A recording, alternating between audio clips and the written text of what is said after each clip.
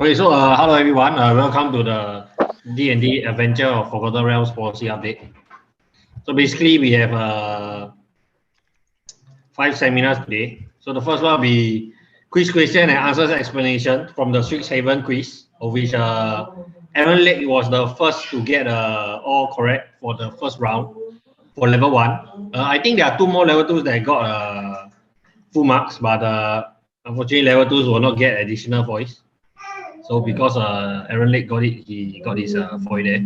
Then the second one will be the game guides by Weijia. Then we have a little break. Then followed by Neil, how to defeat dungeon bosses complex scenarios, or what I call go blank and main rod scenarios. Basically, it's all the MH2 and Adventure of Forgotten Realms card interactions with cards that you usually see in EDH. So like what happens when you have Dress Down and Makers of the Moon. Neil explain to you on that. Then we have CR 603, basically trigger abilities by Tommy. And then we have a break. Then finally we have Judge Perspectives. Why do we judge by Riccardo? And of course, Wearn and Maykel also put in their perspectives to have some localization for it. Okay, what's the next? Yeah, so I just wanted to remind everyone the foil requirement. So I think I missed out the third one. The third one is that you have to attend Weijia's presentation and 2 more presentations. And then the next one will be the quiz. There will be a quiz again. There will be 9 questions. You have to have 75% correct, which means you have to have 7. You cannot have 2 wrong. And then you can refer to the forum for more detail on it. And then we'll be taking a photo taking right after this. And of course, the pain. If you do not fulfill your requirement, you'll be gifted this. Plain One has plenty of it for any of you who wishes to have need. Now we will go straight into the quiz explanations. So I will actually do it together with Tommy. Tommy, are you around? Hello. Hello. Yep. One moment. Okay. So can everyone see? So this basically is one of the question in the quiz in the STX. So in a multiplayer game, one has considered and left the game during his main phase 2. And choose all that do not apply. So basically, as you can see, one like cats, so he plays with a lot of cats. And these are the choices that you can choose. So Tommy, I guess okay. Yep. Okay. For this question, we refer to the CR 800.4A and CR 800.4C. So basically, from the CR 800.4A, if one leave the game or object owned by one also leave the game too, which means the one 9 life and eternalized abandoned puzzle also exile. And CJ Cowardin on the muted stack gain control by one effect will end and revert back to the CJ instead of the putting into graveyard. And according to the 800.4D, the delay trigger ability generated by one as toss-right trigger, but it did not put on the stack. So the answer key for this question, we choose that did not apply for the scenario. So first, the 9 life controlled by Smith, owned by one, stay on the battlefield is not correct. The Cup Warden is not put into the CJ graveyard, and eternalized abundant pressure enchant by with my control do not stay on the battlefield. Okay, so the next question. So if an effect creates 10 copies of an instant or sorcery spell, Magecraft ability triggers how many times? So actually this is a kind of a tricky question. Yeah, for this question, it's quite a tricky bit one because we state that the effect create the copy. So we consider that only the 10 created copy will trigger from the Magecraft ability. So the answer for this question will be 10 times. Yeah. So in a multiplayer game, player C is playing against A, B, and D. with the turn order A, B, C, D, with A going first and D going last. So when C casts Innocent Blood, what happens? Yeah, according to the CR 101.4, the active player will make the choice first, followed by the non-active player in the turn order. So, which make the player C, who is the active player now, choose creature should sacrifice first. Then the non-active player in the turn order will be D, A, and B respectively choose that creature, and then all creature will sacrifice simultaneously. Yep. So this is the answer.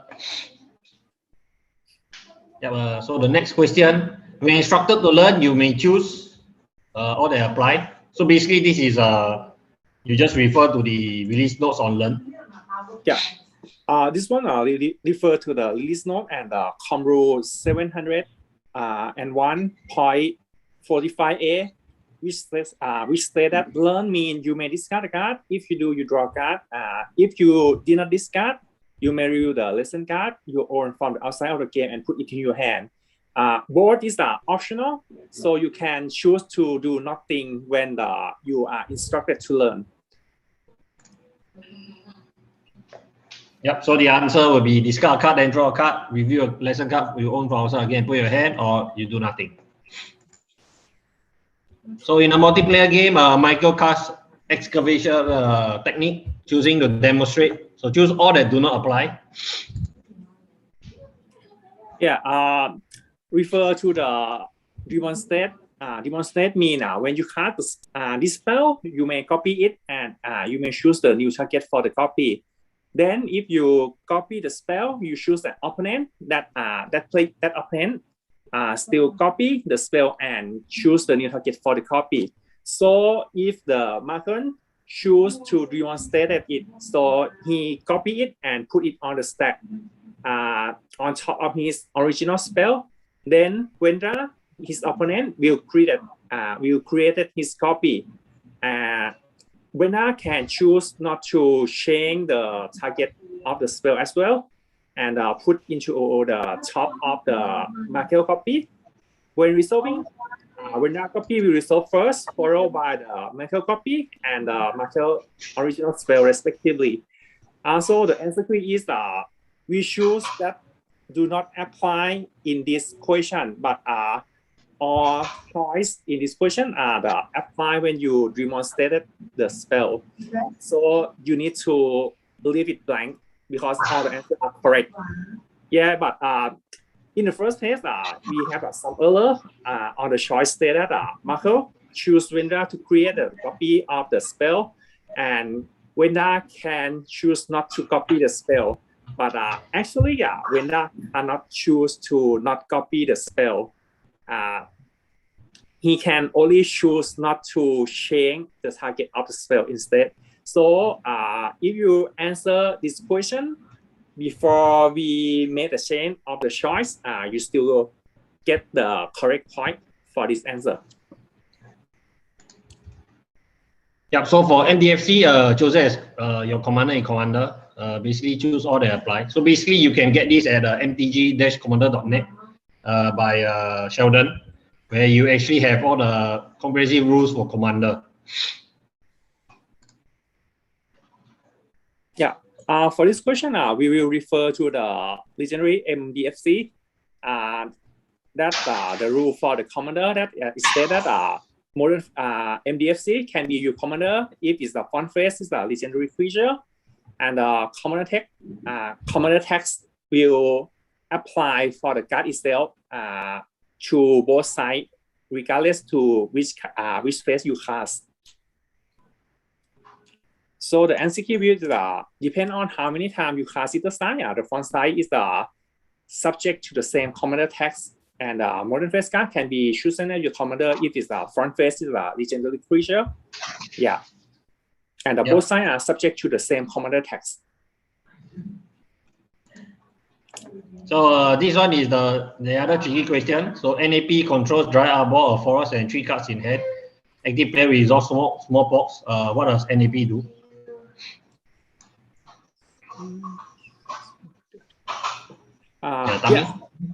Yeah. Okay. For this question, we refer to the CR 808.2c.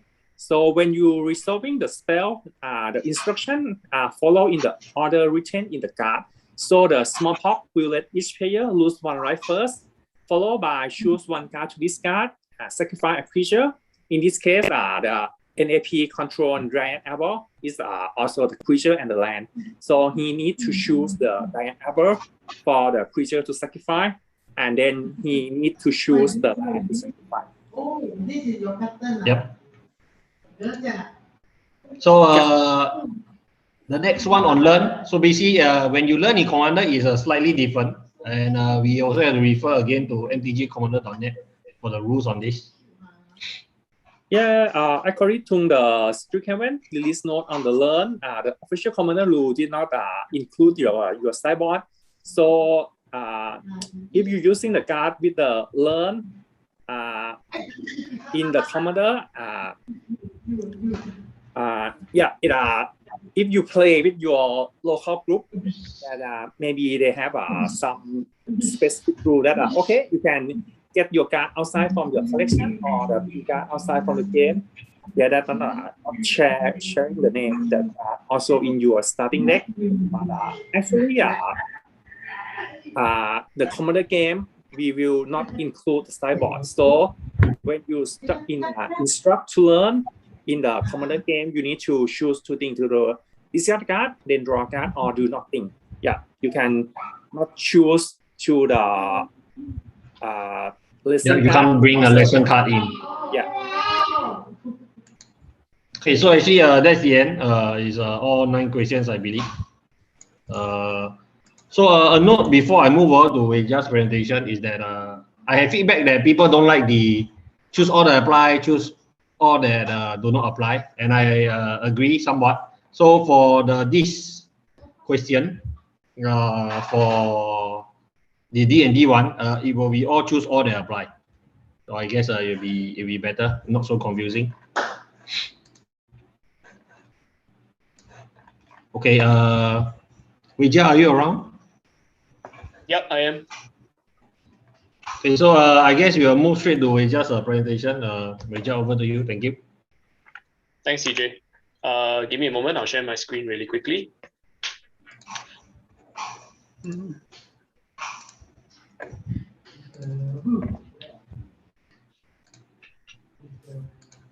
Okay. Can you guys see my screen?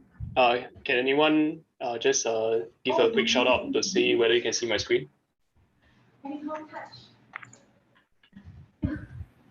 Yeah, I can see.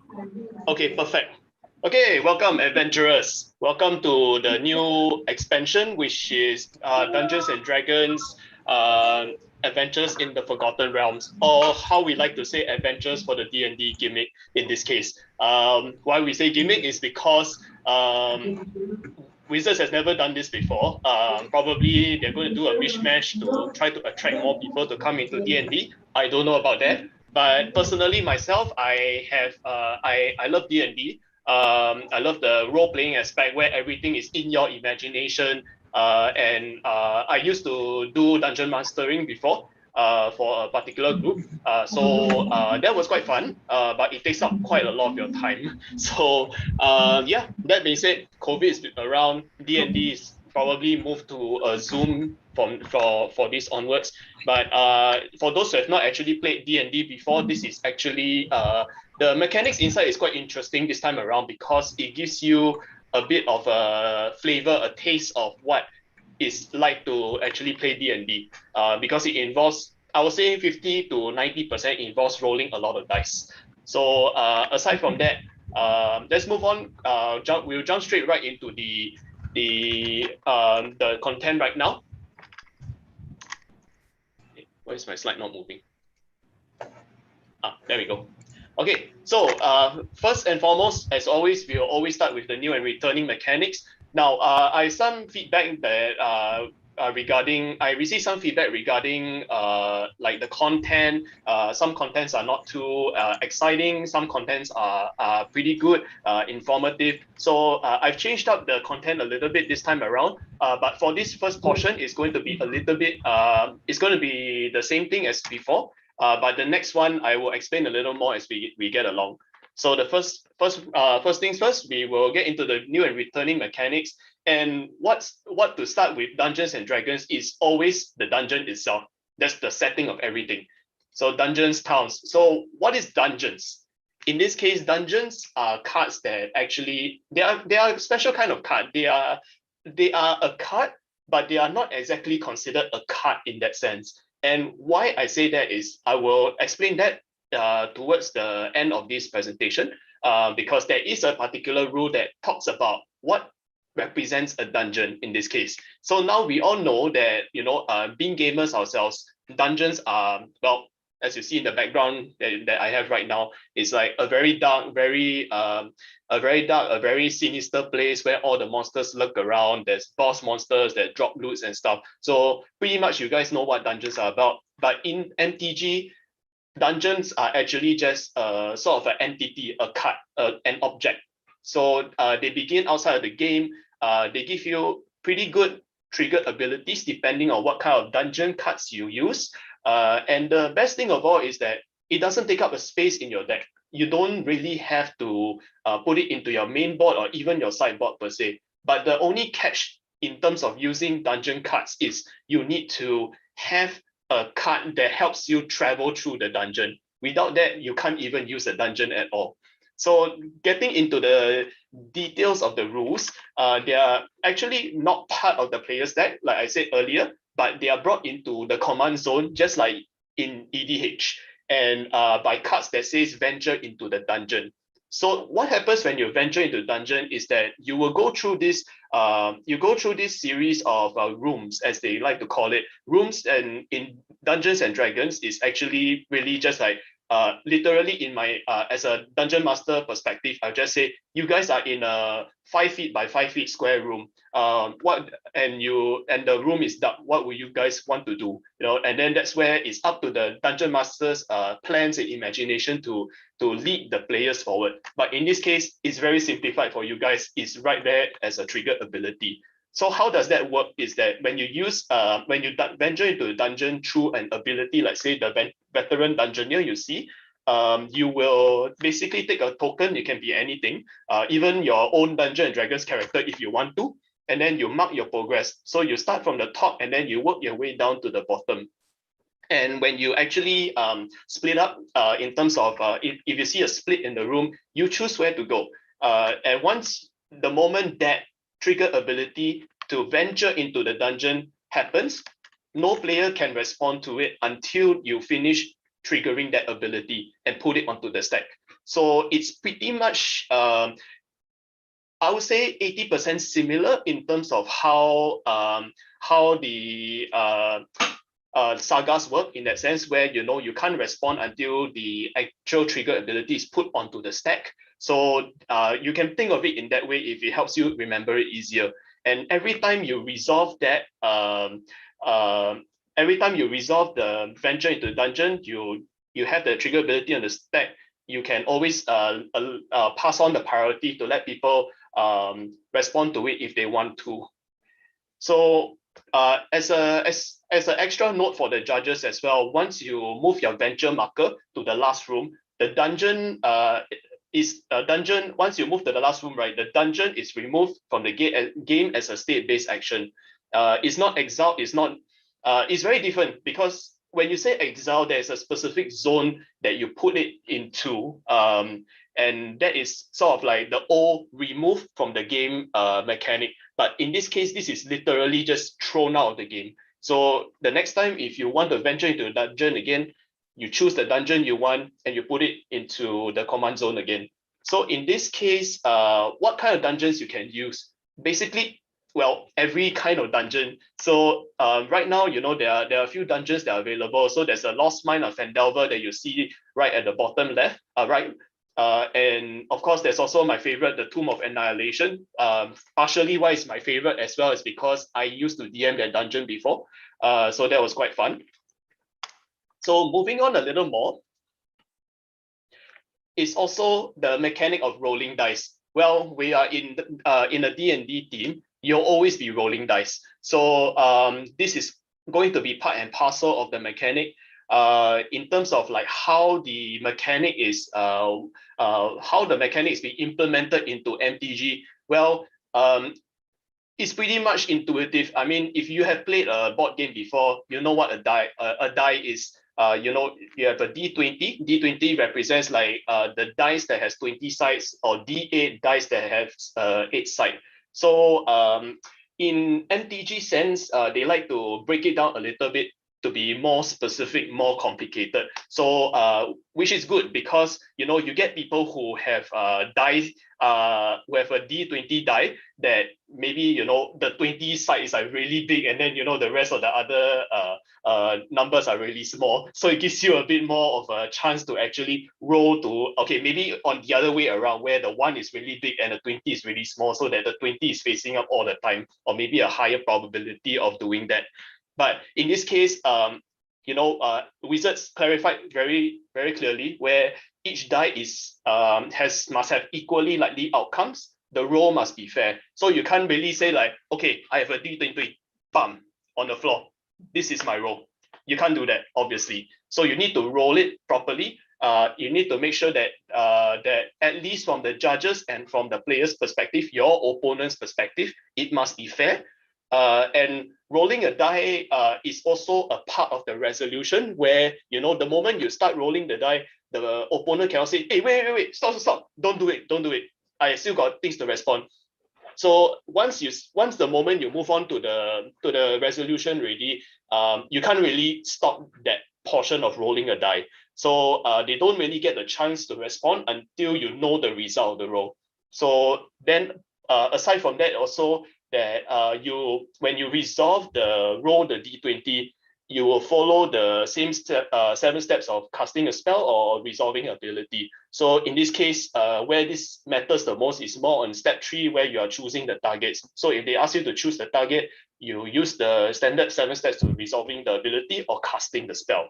And some effects may modify the final die result. So like say, if they say for a natural result, this is actually also taken part and parcel from D&D as well, where we like to abbreviate it, we shorten it, we like to call it the net 20. So net 20 in this case is called a natural 20 roll. You roll on the die itself shows the face as 20, that is called a natural 20. But there are some effects that lets you modify the roll, where they say add 2 to the roll, to like say if you roll at 18 and then you add 2 to the roll, it becomes 20. So that number is called the final die result. But when whatever that you roll on the die and what is showing is called the natural die result. So there's 2 stark differences here, so you need to take note of that. So aside from rolling dice, there's also another mechanic that comes into play, classes. So classes is very important in Dungeons and Dragons. The first thing you always do when you're creating your character is to create a class, of course. You choose your class, you choose what you want to be inside the adventure realm. So in this case, you know, for me, I like to be a sorcerer, you know, in terms of casting spells and stuff. So it's pretty cool. In this case, in the MTG world, the class is actually separated into a card. So as you see on the right side, right, the class card is actually looks very similar to how Saga cards look like, but it doesn't work the same way as Saga. Why I say that is because the class card itself has 5 different abilities, as you see. And why 5 abilities is because there are 2 level abilities and 3 class abilities. So where the 3 class ability is the area where you see in terms of the level. After the level portion, you see in the green arrows that whenever you attack, for example, for level 3, and until end of turn, target attacking creature gets +1/+1, blah, blah, blah. So in that case, you know, that is only open and accessible to you the moment you hit that level. So you can't really activate that level, that ability until you actually hit level 3. So in terms of the class card, right, it starts with one class ability, and also that class ability is already available to you the moment it hits the battlefield. So in this case, for the Paladin class, your spells your opponent cast during your turn will cost 1 more to cast. Pretty good. It's basically like win-win. If you guys have played that horse before, I think a lot of people have seen that before. So in terms of how the mechanics work, when you gain the level, you don't it won't actually remove the previous abilities that are on top. In fact, you gain the ability. So you slowly gain like the first ability, you gain level 2, you gain a second ability on top of your first ability, and then level 3 where you gain the first, second, and the third ability. So you have more options for you to do anything you want. Oh, sorry, is someone trying to speak? Oh, okay, no worries. And you can even multi-class if you want to. And in D&D, multi-classing is also part of the amazing mechanic where you can be both a paladin and a sorcerer at the same time. It really all depends on your imagination, as they like to call it. It's all up to your imagination. And obviously, it's also up to the dungeon master how the game is being run. So in MTG sense, you can multi-class. Basically, you can have a paladin class, and then you can have like another paladin class if you want to. If not, you can also choose it to become like a paladin rogue and so on. So it's pretty interesting how you want to build your deck around this. So pretty straightforward in terms of how class cards work. So we'll move on to the next mechanic, which is pack tactics. Now, pack tactics is not exactly a D&D specific team ability, but well, I mean, pack tactics pretty much exists everywhere around in the MTG world. So I think they just pretty much try to make it a bit more formalized, where you say that whenever a creature attacks as part of the attacking force. So if, like, say, you have more than one creature that are attacking, if you have a total power of 6 or greater, something will happen. And in this case, for pack tactics at the moment is always total power of 6 or greater.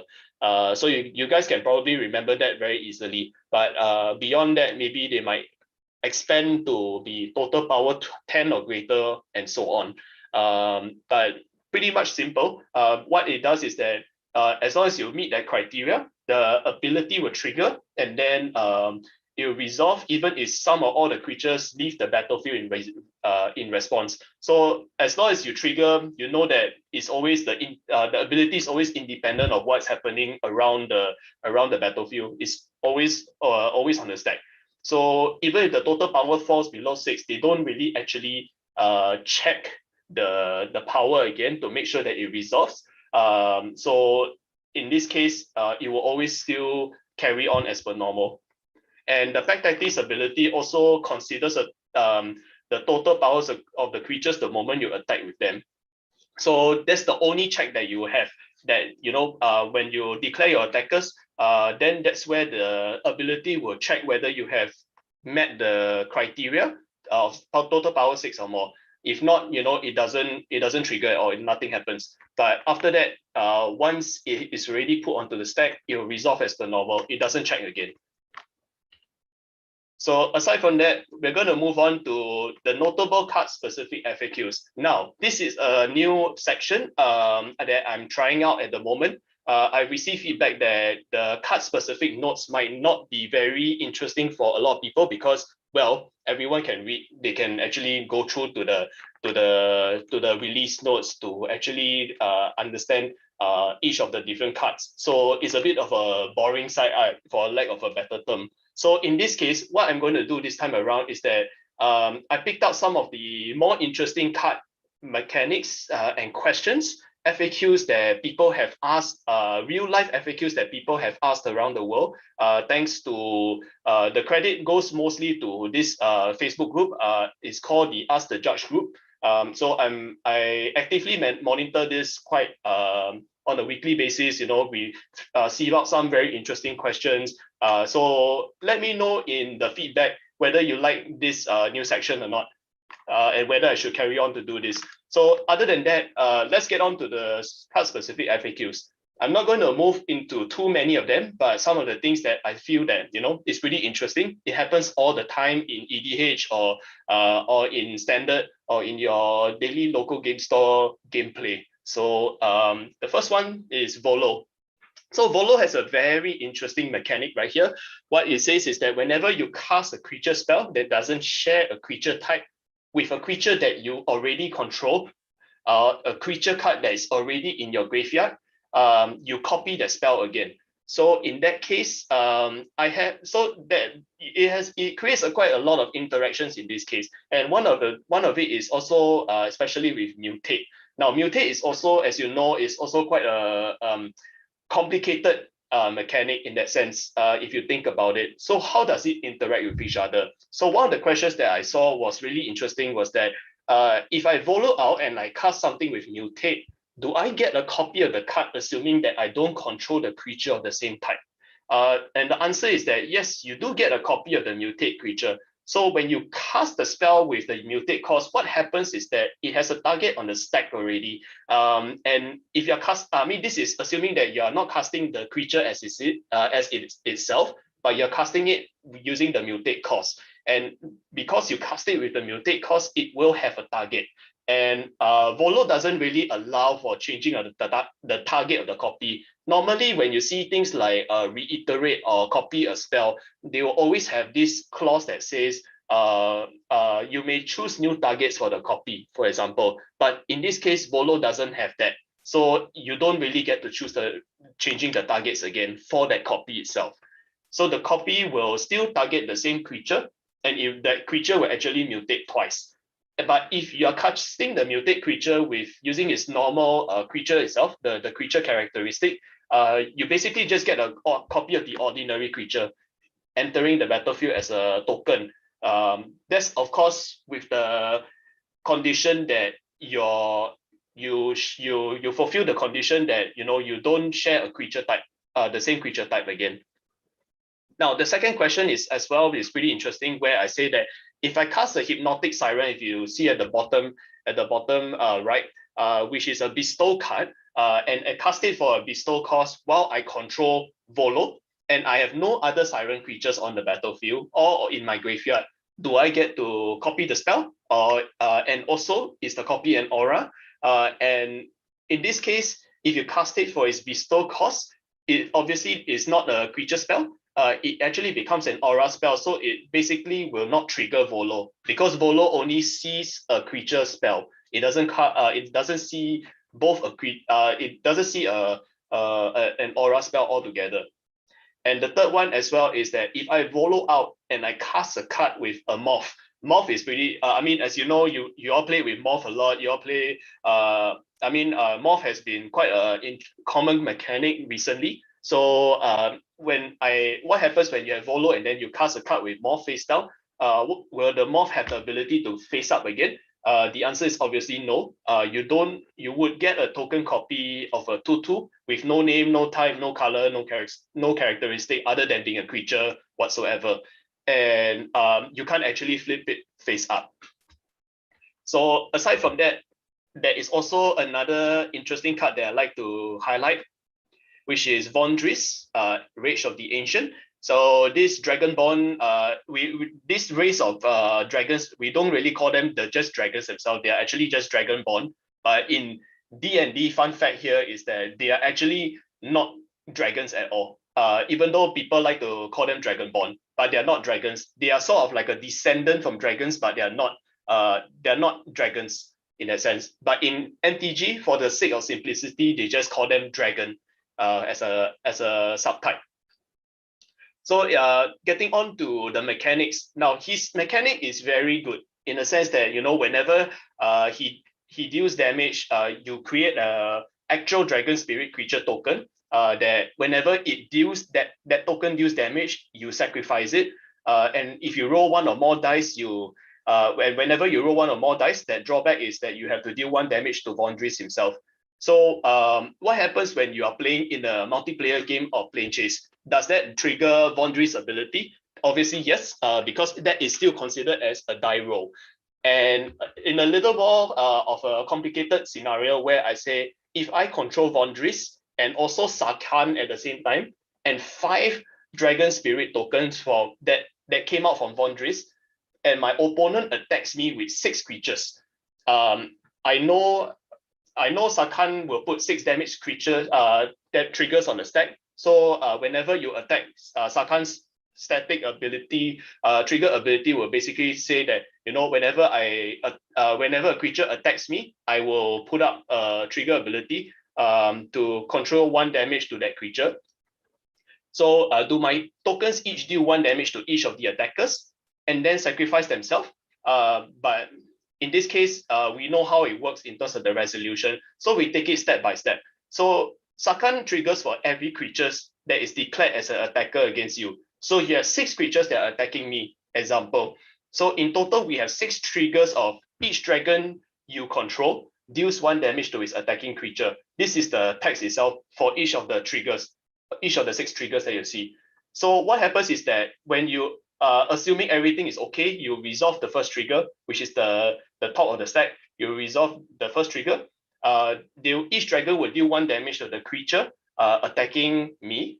So in that case, it will also trigger the trigger ability from the Spirit Dragon token to say that each of my 5 dragon tokens will need to be sacrificed, because that damage source comes from for that dragon comes from Vondris, the token itself.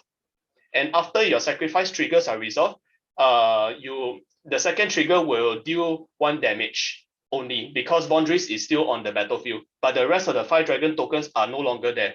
And since there's only 1 Vondris left on the battlefield at that time, you know, you just continue to throw 1 damage back to your opponent with the remaining 4 triggers on the stack for 1 damage each. So that's how it works. So moving on, the third and the last one is Asmodeus. Asmodeus is also one of the more powerful cards of this expansion, though not as powerful as the rest of the demons that we have seen so far in the previous expansions. Still has its users so far, especially in EDH. So one of the more common questions that has popped up so far about this is, what happens if I have an interaction between Asmodeus and Marisil, the Pretender? So if I Asmodeus cage with Marisil, would the return all cards ability work with Marisil, or is it linked to the binding contract? In this case, it's a no, because the last ability is actually linked to the first ability. So if Marisil gains the activated ability, that ability wouldn't actually be linked to anything. So it's a dead ability, as you call it. So no matter how many times you activate it, there's nothing to refer to actually return the cards exiled there, because there's nothing to exile in the first place. And the second question is that, what happens if I sacrifice Asmodeus in response to activating his second ability? Would I still lose the life putting those cards into my hand? Then the question and the answer is obviously yes, because once you activate the ability on the stack, it is independent of all its source. And the third and the final question here is that if I try to draw using Asmodeus activated ability, and with the ability still on the stack, and then my opponent plays a Hull Breacher, for some reason he can play a Hull Breacher. he flash in a Hull Breacher. Will I be able to choose which replacement effect happens to my draw? And I guess you guys pretty much know the answer to this really, because since you are the one that is affected by the abilities, you get to choose the order in how the replacement effects will apply. Obviously in the obviously in that order. And if Asmodeus replaces the draw with the card being exiled, then there's nothing for Hull Breacher to replace, and you won't make any treasures at all, at least for their opponent.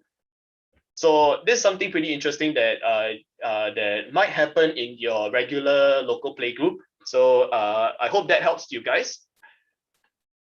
So moving on, there's one last one. Sorry, I forgot about this, but there's one last one that I want to cover, which is pretty straightforward. It's called the Mentor of the Ancients. Mentor of the Ancients is a really good enchantment all around that you can probably play in your Voltron decks, your white Voltron decks if you want to. But there is a catch. You have to be careful of how you play the interactions, because obviously if you're playing an equipment deck, sometimes down the road, most likely you will have a sword to play with. So as in terms of what sword you guys want to pull, be careful with that, because like say for example with Sword of Hearth and Home, it gives your creature protection from green and white. So and then I want to stick a Bear Umbra to that creature itself. What happens with that in that case is that once the sword is equipped and the state-based actions are checked, both of the mantles of the ancient and the Bear Umbra will fall off the equipped creature, because it already has the protection against the protection of green and white. So be very careful with that. But beyond that, I think the good thing about having the dual swords, the dual color swords, is that they are just purely artifacts. They're not aligned to any color. It gives the protection to the creature, but it doesn't have a color identity in itself. So in this case, the sword will still remain attached. But anything that has color, like say the Bear Umbra, it will just fall off. So just be very careful in how you play the interactions if you choose to have Mantle the Ancients inside your Voltron deck, for example. So moving on, there is also some tournament rules update that happened along with Dungeons and Dragons. Now, I earlier explained in the beginning about rolling a dice and dungeons, like what is the specific rule and definition of being in a dungeon, or how do I represent a dungeon, or how do I roll a die properly in MTG sense, like between in a tournament setting, if I'm playing a card that actually asks me to roll a die, how do I know that I'm rolling properly? So all this is covered in this rules update. So the first things first, we're going to run into the first funny one, which is called what can you use to represent dungeon?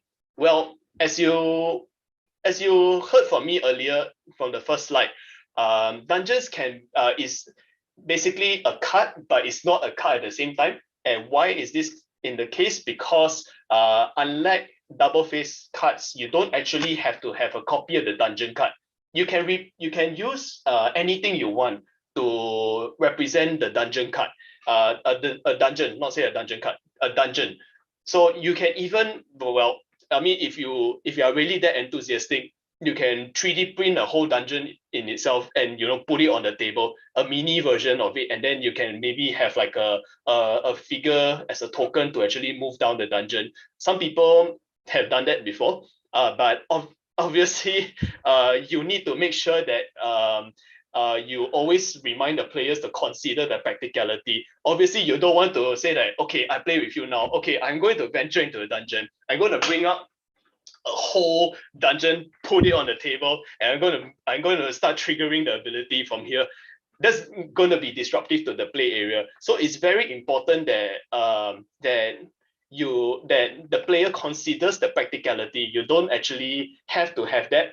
And the interesting change to this, okay, aside from the funny fact that you can have 3D printed dungeons if you want to, the interesting change to this is that you can use iPad, or you can use an electronic device to actually show your progress on the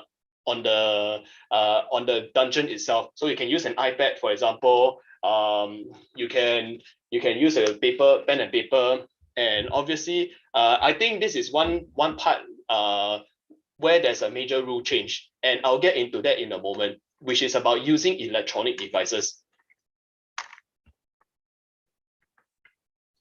So moving on, let's cover the other aspect of Dungeons and Dragons, which is what kind of dice can I use, and how should I roll the dice properly.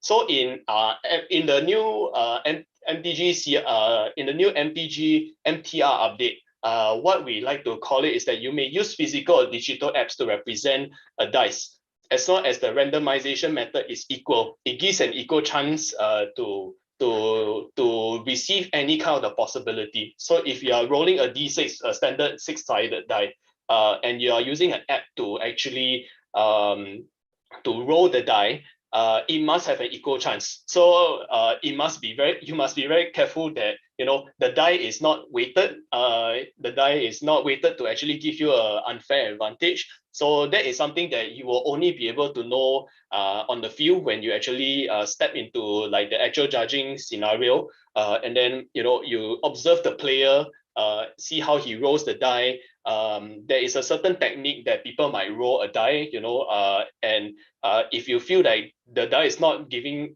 is giving somebody an unfair advantage, then that's where judges will step in and say that I think you need to change another method of rolling a die, or another way to randomize that order to get the result. So then that's where people like us will step in to help out as much as possible. And obviously dice should not be disruptive to the play. So that if you've been to your local gaming stores recently, there's a lot of different kind of dice that comes out that people have been using nowadays. Some even use like a very huge die. Like I don't have an example here right now, but I've seen die that is as big as this, like literally this big, and it's a 6-sided die, and it's so heavy. So it must be the key important thing is that it should not disrupt the play area, or it should not damage anything. Obviously, your TO wouldn't be very happy if you use a 2 kg dice and then you throw the dice on the table and it makes a dent on the table. So it shouldn't be the case as much as possible.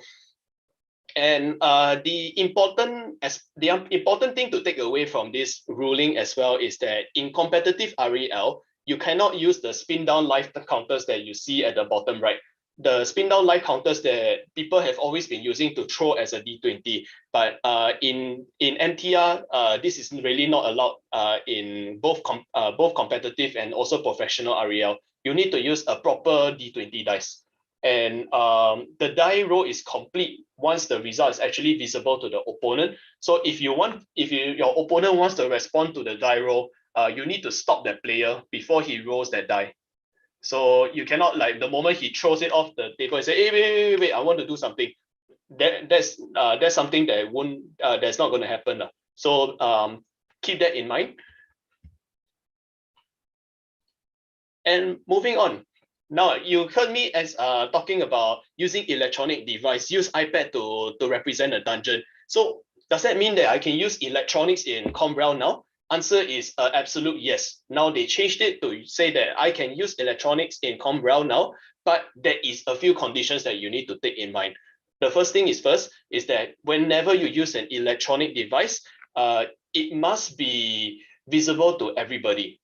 The judges, whoever's around in the room, it must be fully visible to everybody that you are using an iPad. So like say if you are using an iPad right now, I can't be going like this, but instead I need to be open, and I show people what I'm actually assessing, so that you don't actually give the impression that, oh, I'm actually looking up on the net in terms of how to sideboard against this particular opponent.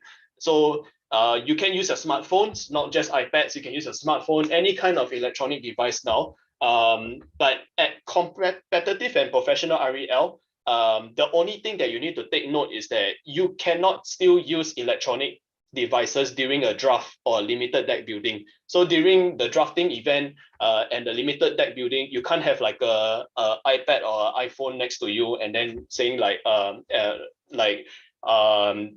coming up with like different kinds of tips to actually help you take your best first pick, for example. So that's still not allowed.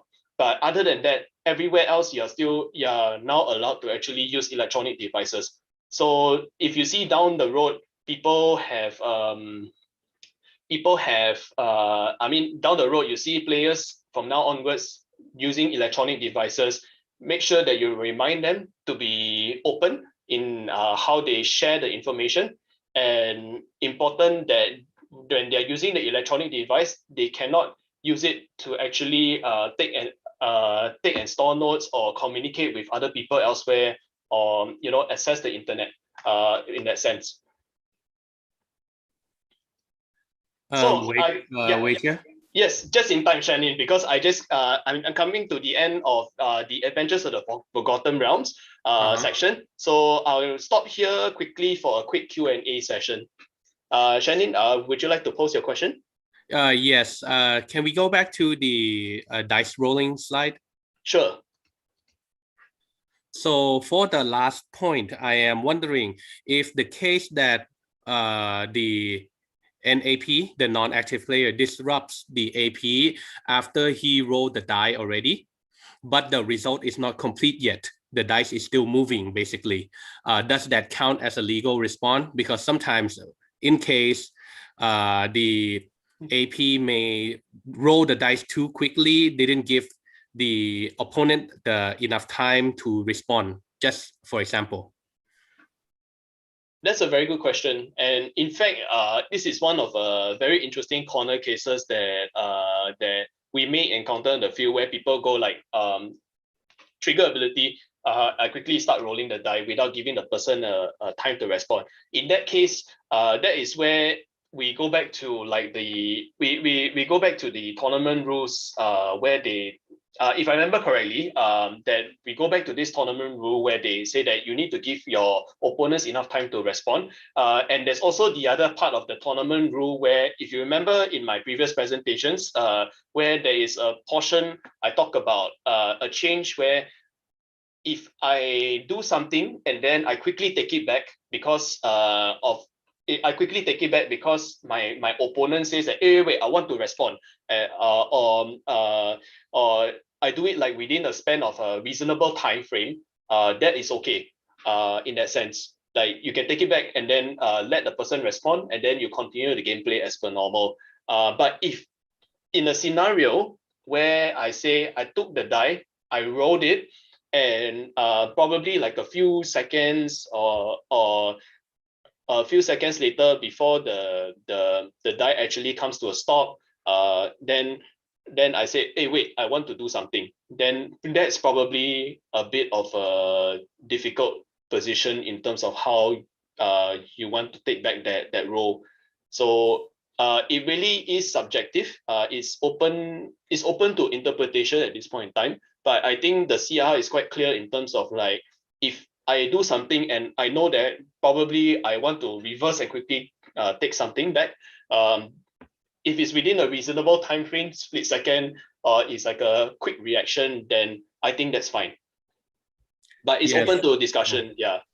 Yeah, because I think one of the case that could come up quite frequently when it comes to dice rolling is that one of the players may not be satisfied with the way the person is rolling the dice. For example, maybe he dropped the dice from very short height, or not so much randomized on the dice rolling method, for example. And I agree with that also, because as you see in the CR 3.9, one of the sentence mentioned that the dice must be rolled from a discernible height. And what they mean by discernible height is that you can't roll it like maybe 2 cm off the ground, pop, like that. You have to roll it like at least like somehow a reasonable height in that sense. Maybe 10 centimeters, 15 centimeters.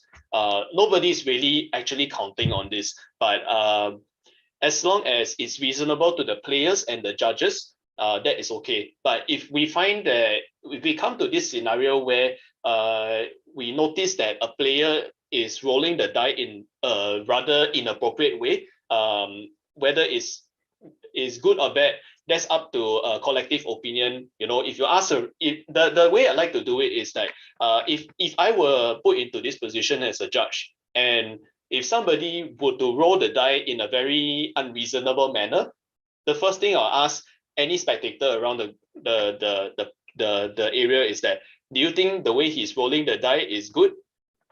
Is it reasonable? And if it's not, well, he has to re-roll the die in a more proper manner. And in terms of how this is being handled, at least on the field, if that person continues to roll the die in a very awkward manner, not correct in that sense, then we step in to suggest to give another way of rolling a die. Example, I can take out my iPad and I say, you click on this button to roll the die. That will be your result. So this will be more fair to both players. The key thing to keep in mind at the end of the day is it has to be fair.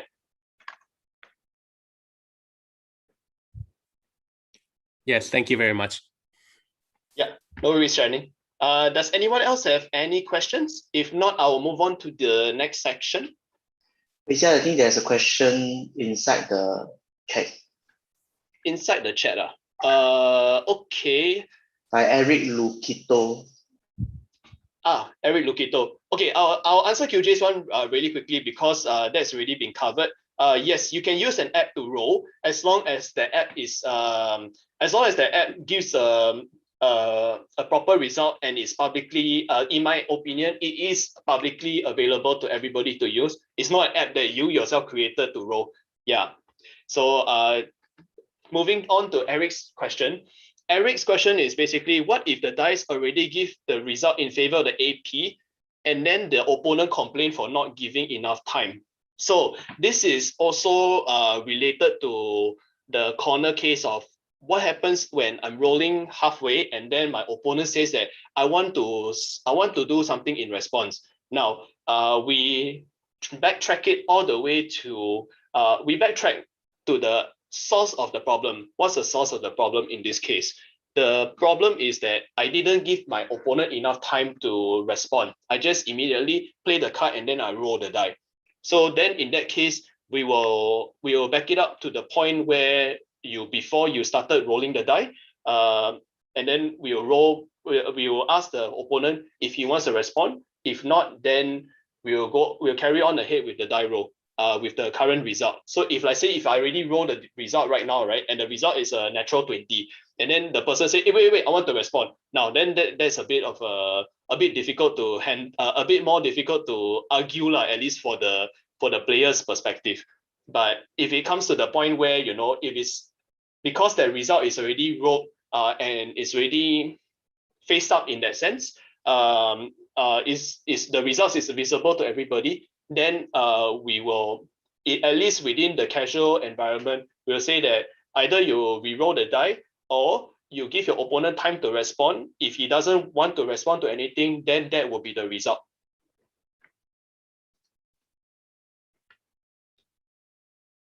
Yeah. So other than that, I hope I've answered your question, Eric. Aside from that, does anybody else have any more questions about Dungeons and Dragons expansion? So actually, when it comes to the die rolling, there's a link between the die rolling in Adventure of Forgotten Realms and allowing players to actually use electronic devices. The main thing is because Companion app actually has a die rolling function. So actually, if you have players disputing over that, the best way is to get Companion, use the die rolling function in Companion itself, because Companion itself have all the die to roll from 4 to 20. Basically, any weird die roll that Adventure of Forgotten Realms have, actually Companion also have the specific die for it. And I'm pretty sure it is an app that is fair, not like something that QJ say, hey, what if I write an app to roll a die and then for specific people always roll 20. So I mean, if you are afraid of that, use the Companion app. Yeah. So it make sure that your opponent is comfortable with the app that you're using. If your opponent is objected to using that app, then find an app that allows somebody to allows like mutual agreement, like, okay, this app is all right, in terms I roll in, if I get the result that is correct, then if your opponent agrees, go ahead and by all means go ahead and use it. If not, then they can always call a judge, and then the judge will determine the best way to roll and determine the die result.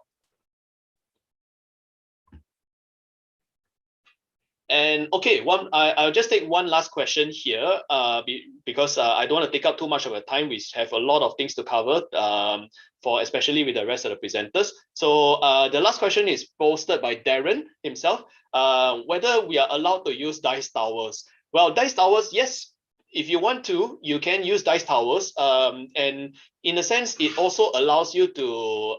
It covers the question of whether it's rolled fairly from a discernible height. And you know the dice towers are pretty high. They are like probably about this, my head height roughly.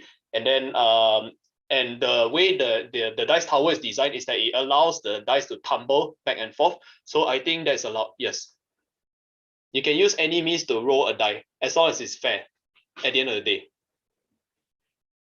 Yep, so that's all for the Q&A session for Adventures in the Forgotten Realms. If you have additional questions, feel free to just drop it into the chat later and I will do my best to answer them. So without further ado, I'm going to move into the next portion, which is away from the dungeons and all the dragons and stuff. We're going to move into something more interesting that just popped out recently, which is Modern Horizons 2. So Modern Horizons 2, we are going to get a bit of a refresher here for everybody on the key mechanics of Modern Horizons. And this is important, so make sure you listen up because this will appear in one of your tests later on. So after the presentation. So first things first, we are going to move into Suspend. A lot of the mechanics that you see around in Modern Horizons 2 is very familiar to players who maybe played for the last 3 years or so. So it's nothing new, but good to understand some of the intricacy, the details. So we begin with Suspend. So what is Suspend? Suspend in this case, well, in its simplistic term to all players is that whenever you could normally cast a card, you may pay the suspend cost and then put the card straight into exile zone. And when you actually do that, you put a number of time counters on the card where it's specified. So like say for Lotus Bloom, for example, suspend 3 is I put 3 counters on the card. And how this happens is that that every beginning of my upkeep, I will trigger to remove a time counter on my card. And if the last time counter is removed, I cast the card immediately, put it onto the stack and start casting it already. And that is a compulsory move in that sense. So in terms of the intricacy of the suspend rule, it is a keyword that represents 3 different types of ability. One is that it's a static ability that functions while the card is in the player's hand. So that is the suspend portion where you pay 0 as an alternative cost. The second one is the second and third one is a trigger ability, which I explained earlier. The second, the trigger ability, the first one, is that if I could begin to cast the card by putting it into the stack, I may pay the cost and exile it with n time counters on it. The third ability, which is the trigger ability as well, is that at the beginning of upkeep, I remove the time counter. So so keep that in mind. And when the last time counter is removed, you must cast that spell. You cannot say that, oh, I removed that last time counter, nothing happens, or I'll cast it later. So you need to cast it immediately. So there's no in between, there's no time space in between where you can react or do anything to put it on, to not put it on the stack if you choose not to. And you need to also pay any additional costs if you can, and choose any targets if it's available, as per usual with any kind of casting a spell. And if you can't pay the additional cost, well, that spell continues to stay in exile. It doesn't move at all. So that spell is lost forever. And of course, when it comes to, like, say, if you have been silenced, for example, then you can't cast a spell in the first place. So as you know, Magic Golden Rule is that can't beat anything that is can. So you can't really cast a spell, you put it into the exile. Pretty simple. Aside from that, we are going to go into a very old mechanic, which is known as Madness. So Madness is basically a keyword that represents 2 types of ability. First is a static ability, which allows the player to activate their Madness, or rather pay the Madness cost to cast the card. And the second is a trigger ability that functions while the first ability is applied. So what I mean by that is that if I would discard this card, that player will discard it. I would discard it, and but I'll put it into exile instead of into a graveyard. So that is a replacement effect right there. That's the first part. And the second part is that when this card is exiled this way, I will trigger this ability where it says that its owner may cast it by paying the cost, the madness cost, rather than the original mana cost on the top right-hand corner of the card. And if that player does not, I will put it in. I'll continue to put it into the graveyard. So in a sense, it will touch the exile zone a little bit in that sense for a while. So madness works regardless whether of why you are discarding a card. That's important because when you are discarding a card, it doesn't matter what helps you discard the card. But be it like milling or be it like dropping down to your hand size, anything works in this case. The only thing that does not work is that you purposely discard the card for no reason at all. Meaning that I have my card in my hand and I just take it out and just put it into my graveyard for no reason. You need to have some kind of game mechanic that allows you to discard a card in order for you to use that madness ability. And it does not, okay, having a madness does not mean that you replace the total mana value of the card. Mana value, and for those who have not actually attended the last meeting, there is a change of converted mana cost. We used to call it CMC. Now it's called mana value. So, so just a quick one for everybody's benefit. So madness does not replace the total mana value of the card, and it will always, the mana value will always be the value printed at the top. So I think most of the judges here would know about this, but good to know. So I pretty much covered madness. We are moving on to the next one, which is cycling or type cycling, to be more specific for some of the cards. So what is cycling? Cycling is basically an activated ability that functions only while it's in the player's hand. And you basically, what happens is that you activate this ability for the cycling cost and you discard the card that has the cycling ability, and then you just draw a card from the top of your deck. And if you cycle a card, the trigger ability, if you cycle a card that also has a ability that triggers on top of the cycling, the trigger ability will resolve first before you draw the card from the cycling ability. The second thing you need to remember as well is that you can still cycle a card even if the trigger ability won't have a legal target. So even if you don't have a legal target, you can still you can still cycle the card. And of course, type cycling is where they don't actually say cycling in this case, like with the card, or well, like in the case of Landscaper Colos, where they say basic land cycling, you have to cycle that particular type of card. So you have to have a basic land in your you need to have a basic land within your deck. If not, you can also choose to fail to search if you want to. So that's the additional benefit, I would say, additional benefit of having a type cycling, because you can search the deck and you can say that instead of drawing the top card of your deck, you search the deck and you can choose to fail the search if you want to. Yeah, so there's an additional tactical ability that you can have.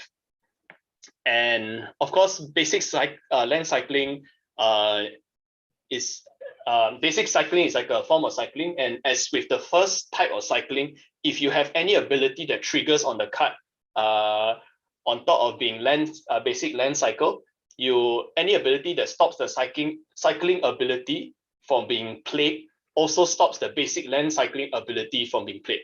So yeah, so if you say if there is a current card on the board that says that you can't play lands, then you can't basically use the basic land cycling ability to find a land and like say put it into play. For example, you can find the land, but maybe you can't put it into play. Yeah. So moving on.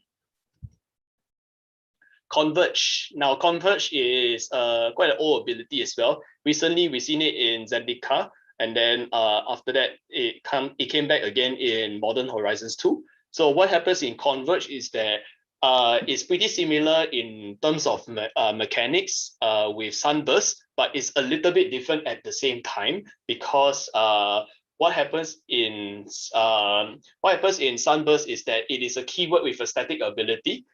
But Converge is an ability word which can go on non-permanent spells. So in this case, Converge is where you also have where you need to pay where you can pay different types of mana colors to actually gain additional benefits, especially in the case of Woodland Wanderer, where you can have additional +1/+1 counter. If you can maybe get additional 2+1/+1 counters if you cast it with 3 different kind of colors instead of just purely green. So that's an extra option for you guys. But one thing to remember is that you cannot overspend with Converge, meaning that, my mana value of Woodland Wanderer is 4 mana, but I pay using 5 mana so that I can get all 5 colors. So I can put 5 +1/+1 counters on Woodland Wanderer. In this case, the answer is no, you cannot do that. But there are ways that allows you to get around this issue. One way is that, for example, my Wearn Wingmare example, where it makes everybody's non-creature spells cast more +1. So in this case, if your Converge card is a non-creature spell, such as the one below, the Kaleidoscorch, then your effective final cost to pay is actually 3 mana.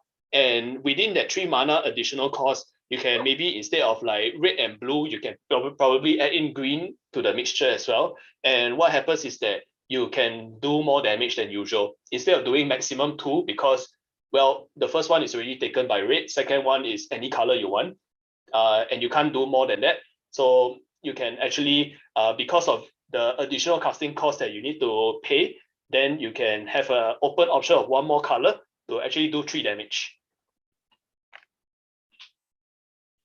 I think Shani has a question, I think. Oh, is it? Shanin, you raised your hand, right? Do you have a question? No, I raised my hand since the dice rolling part. Oh, okay. No worries. Maybe you No just put down problem. your hand just in case. Yeah. Oh, sorry, I had to put that. Sorry. No worries. Okay, then I'm going to move on to everybody's favorite ability, which is Storm.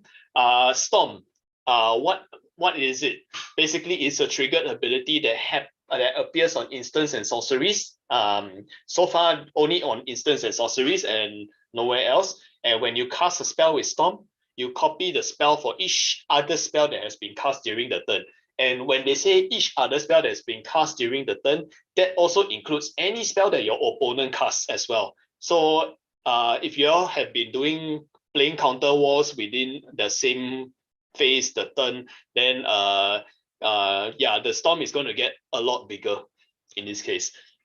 And each copy of the spell, and the good thing about this is that it doesn't exist as one entity, because it creates one copy on top of another when the storm happens. And what happens is that I can't say that I take a counter spell and I counter everything in one shot, but you need to counter each of these spell individually if you don't want any of the effect to happen. So if you don't want Storm Crows to come in, 1,000 Storm Crows to come in, you better make sure that you have 1,000 counter spells to help with this. Or you can use a card a very old card like Swift Silence, which allows you to counter all other spells with that one card. Then of course there's also even if the originals like I said earlier, even if the original spell with the Storm gets countered, the Storm triggers when the spell is already being cast. So as long as you so all other copies will still go onto the stack in that case. And of course, when you're resolving all the Storm spells, the thing to remember is that the final Storm copy, the last of the last Storm copy that has been created, will resolve first, as with the rules of the stack, and then you work your way down to the original last spell. So then we move on to a more popular mechanic, which is called Flashback. So Flashback is basically a card that appears in most instants and sorceries, and it represents 2 kinds of static ability. One that functions while that card is in the player's graveyard, which allows you to use the Flashback ability, and the other one is that it functions while the card is on the stack.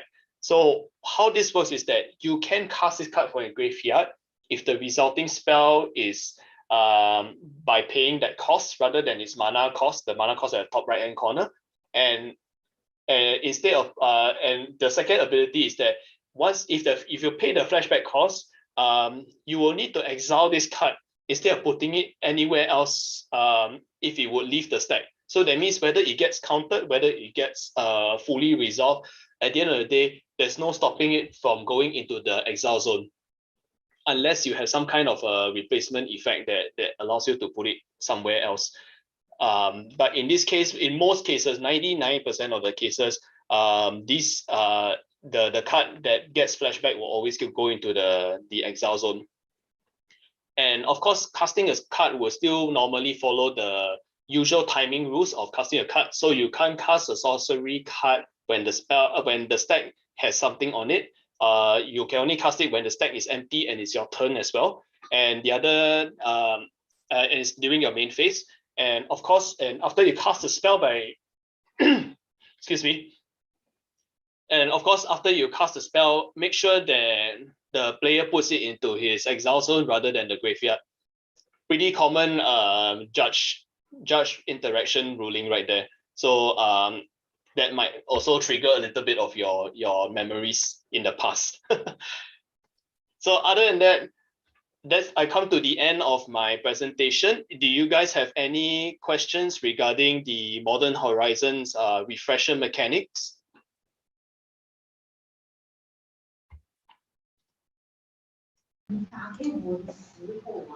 Okay, thank you, Weijia. I guess everyone, we can have a 10-minute break. So I guess I'll see you guys at 4:05. Before we start on news, how to defeat dungeon bosses, complex scenarios.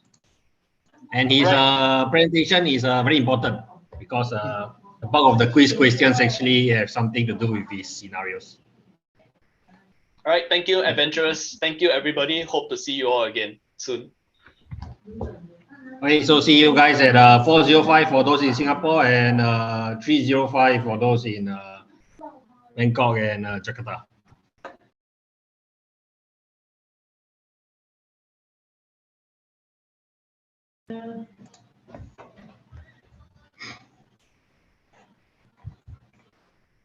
Hello. Yeah, I hope everyone is slowly coming back from your break.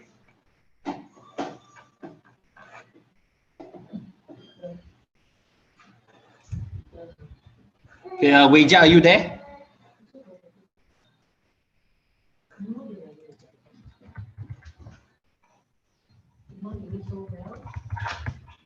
Yeah, I am. Okay, so Weijia wanted to share something on die rolling before we enter news presentation. I think Weijia, you can share right now. Okay, so earlier I explained about why we cannot use spin down life counters. So I'm going to show a little bit of example. So the next time when somebody asks you why you cannot use spin down life counters because they look like a D20, you can show them this example if you have if your store carries like multiple kinds of spin down life counters. So over here I have two types of D20s here. One is the one coming from Adventures of the Forgotten Realm, this red one. The blue one here is from M20. So you can see right here, M20. So in a D20, right, one thing to take note is that at the every two sides here in a 20-sided die, the opposite side and the front-facing side will always add up to 21. So if you look at, like say in this case, right, I think they made it a bit more accurate this time around. So you can see like this D20 has like, for example, this is the 20 side here, and then on the opposite side is a 1. So if you add the front face and the back face, it adds up to 21. So if I randomize and I look at like say 19 here, so the other side should be 2, right? So if you look at the other side, it's a 2. Same goes like say if it's a 14, and then I look at the opposite side here, it's a 7. So 14 plus 7 is 21. So every side, every opposite side and the front facing side will always add up to a total of 21 in a standard D20. Now, if you look at this is a M20. It's an M20 die, spin down die. So I have M20 spin down die. So like say if I look at M20 here, and then I look at the opposite side, right? It's 21, correct, right? It's still 21. But if you look at, like say, example, a different number, 18, for example, right? And then you look at the opposite side. It's a 4. It's a 22. So it doesn't add up to 21. Now, to illustrate another example, I say if I use a value of 10 and I look at the opposite side, it's 6. So it's 16. So it gives you a very, how do I say, like how the MTR says it, it gives you a very non-equal result, non-equal likely outcome, because in a standard D20, there's always a way they manufacture a D20. And the same thing goes with D6s, which is your standard 6-sided die. So every side of the 6-sided die will add up to 7. So if you take up, like if you have a dice next to you right now, you take it out right now, and then you look at the die, and then you look at the first, pick a number, and then you look on its opposite side, you add the 2 numbers together, you should always add up to 7. So that's one way to explain to players like why you cannot use a spin down like counter, because the results are different for different kinds of die from different expansions. Yep, that's about it.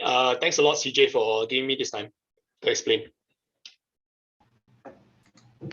Okay, so just nice, we will be starting Neil's presentation immediately. It's scheduled for the 4:10. Neil, are you there? Hello, can you hear me? Hello? Yeah, I can hear you. Okay, good.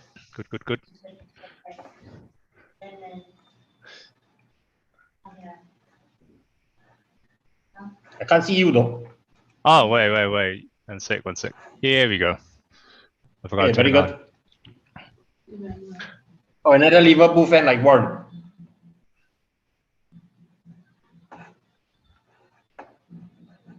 Of course, Liverpool FC, the best FC in the world. Let's see, my PowerPoint. That got third last season. Hey, man, you can't always win.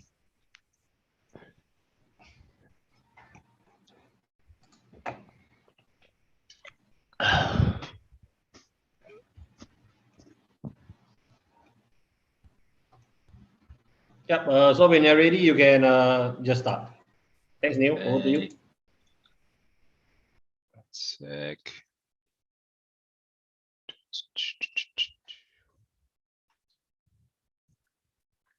Okay, so how's the screen? Good? Everyone see the screen? Yeah, I can see the screen. That's good. Let me bring up the chat.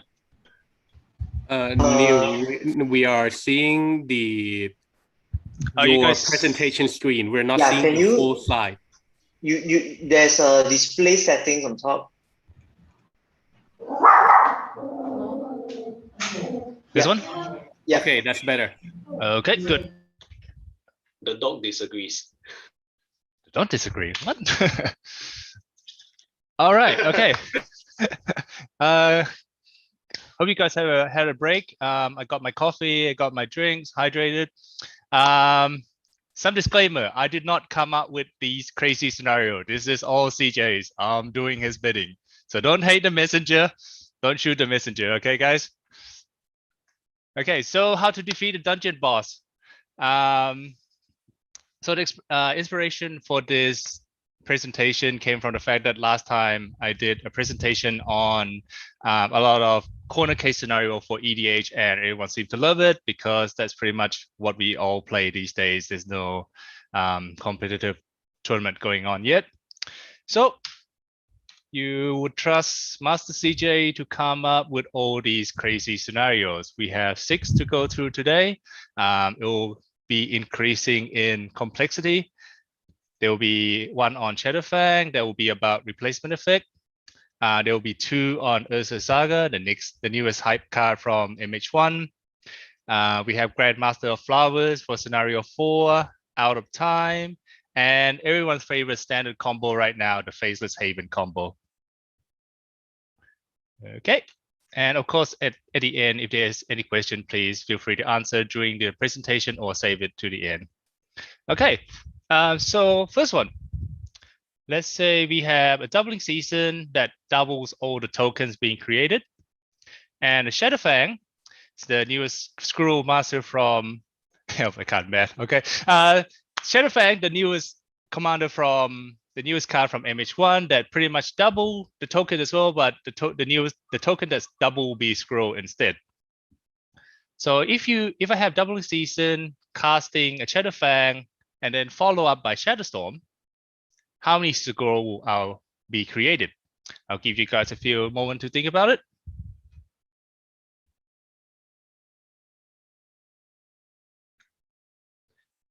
If the answers in your head is 8 scroll token, then you are correct.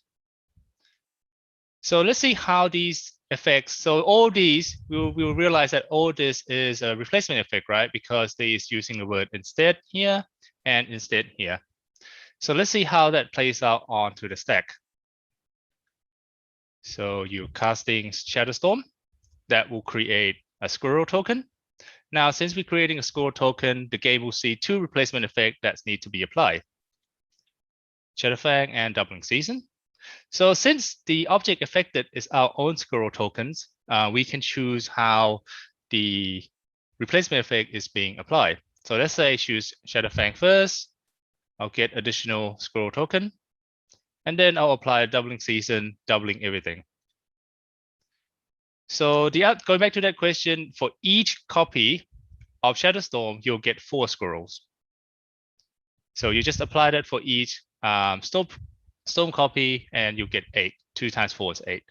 And please notice that in either case, if we swap the order of Shadowfang and Doubling Season around, the result will still be the same. So let's try add another complexity to the level. So this time we have a Best Cat and a Squirrel Mob. Squirrel Mob is kind of irrelevant because he's only he's not really doing anything. He only has static ability. But for Best Cat, his second ability is whenever 1 or more token creatures attack, this turn create that many 1/1 soldier creature token that are tapped and attacking. So let's say I activated Best Cat, second ability, and then I attack with Shadowfang and Squirrel Mobs. How many tokens and how many of each type will I get?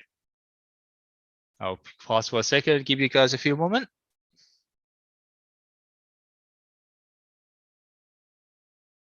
Okay. So you get 4 scroll tokens and 4 soldier tokens, right? Again, we go to the stack. There's the event that triggers, so 2 creatures attacking.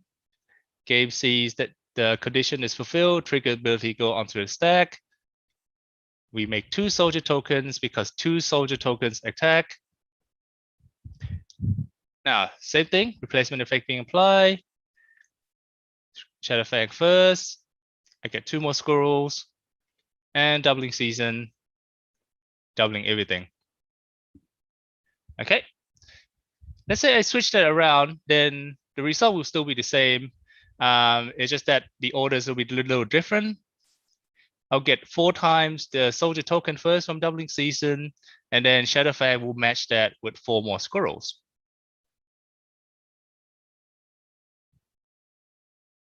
So here's a bonus one that where order does matter, right? Let's say I have a Shock, a Torbrand, and a Fiery Emancipation. I shock someone, and the order that goes, in whatever order you stack these, you get different result. So if you put Torbrand first, it will be +2, and then times 3. So 2 plus 2, 4 times 3, 12. And in the other case, if you put Fiery Emancipation first, it will be times 3 plus 2. So 6 plus 2 is 8. So in this case, the order does matter. I got a bonus question though. Who decided in which order these effects apply? Can anyone answer?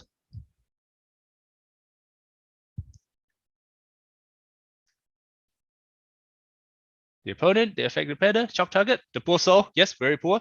Affected player. Yes, that's right. That's going back to the thing that I mentioned earlier as well. The players that being affected, the target, or however you like to rememberize, will be able to choose how much damage is dealt. So in most cases, I think most players will choose 8.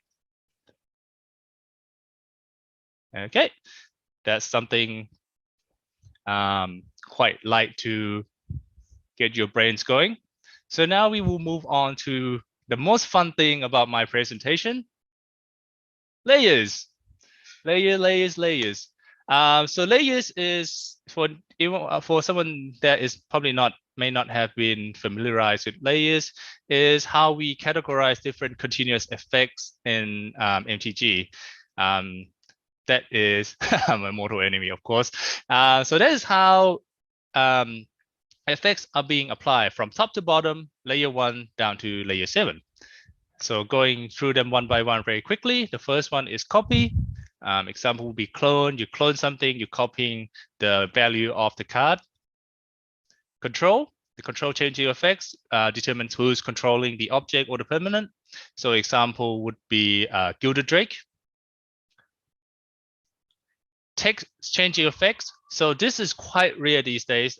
They really don't like printing these anymore, which is thank God. So for example, this would be a mind bend. So they will change the target of permanent by replacing all instead of one color or another land type with another. So you can change from, let's say if a card says non-black, you can change it to non-green. If a card says forest walk, you can change it. You can change this to island, for example.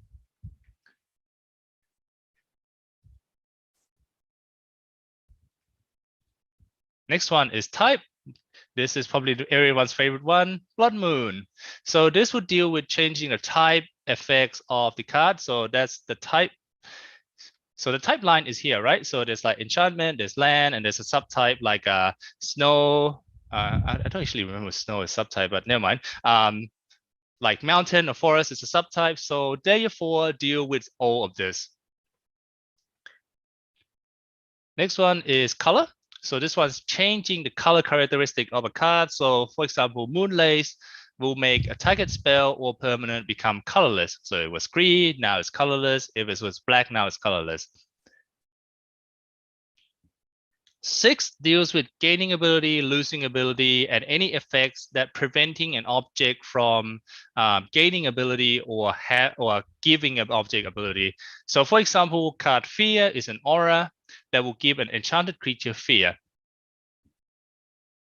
And the last and not least is PT. This is short for power and toughness. For example, will be Marrow. Marrow power and toughness is equal to the number of cards in your hand. Notice there's a star here. So the number of the power and toughness of Marrow will be set on layer 7. Actually, layer 7 have, I think, 5 more sub layers, but I will not go through that because that's not really relevant into my presentation. But please feel free to look at the CR for more information. Snow is super type. Okay, thank you.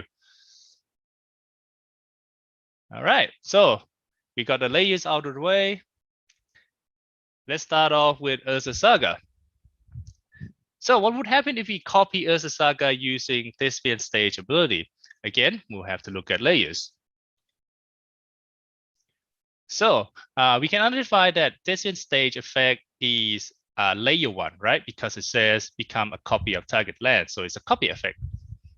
So it's on here. The copy effect's on the first layer. I do apologize, I forgot to mention that it also would have this ability, so that would go on to here as well. And for Urza Saga, we are not concerning with the chapter ability. We only concerning the fact that whenever it's gaining ability, for example, from the first and the second chapter, this is dealt with in layer 6 when it starts gaining ability. So how would it look like if Destined Stage turn into Urza Saga and start accruing saga counted over the turn? So we set the name, the type. It gains the ability as well. And it also retained the its activated ability. So this is first step done. This is the copy step. We copy everything on the face value. Next, if Urza Saga start gaining Saga counter, it will start gaining ability as well. So when it's gain the first one, it gets tap colorless. Second one, 2 tap create a token. Now let's say we are being very smart. On the third counter, when abilities goes on the stack, you say, okay, Urza Saga abilities goes on to stack. I want to copy, say, a forest. So now the name and the type become a forest. It will lose all this ability, right? Because now it's copying a forest. The forest does not have the chapter ability. But notice that it will also get tap green because it's a forest. But also notice that it will still retain tap add colorless and 2 taps to add to create a token. Why is that? Because if we're doing from the layers perspective, we go by layer 1, we change to a forest, and then we look at layer 6. The layer 6 says there's also tap add colors and 2 tap create a token being linked with this object. Because the ability is linked with this object and is not an inherent ability that the original Urza Sagas is giving to itself, right? It's like a game having a pointer somewhere here said, hey, this object has these 2 abilities going on. So yep, when it turns into forest, it will still have tap green, tap to add colors, and tap 2 to create a token. And now you can just pump out as many Urza tokens as you like. And once that's resolved, because it's no longer a saga type, it will not get sacrificed due to state-based effect, but it will still have all the counters available on it. Okay.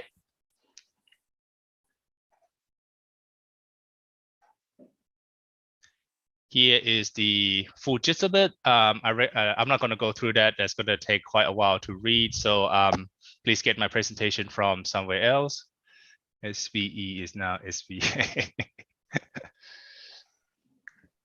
Okay, so let's do something a little bit different. Let's this time try add Megas of the Moon to the equation and dress down.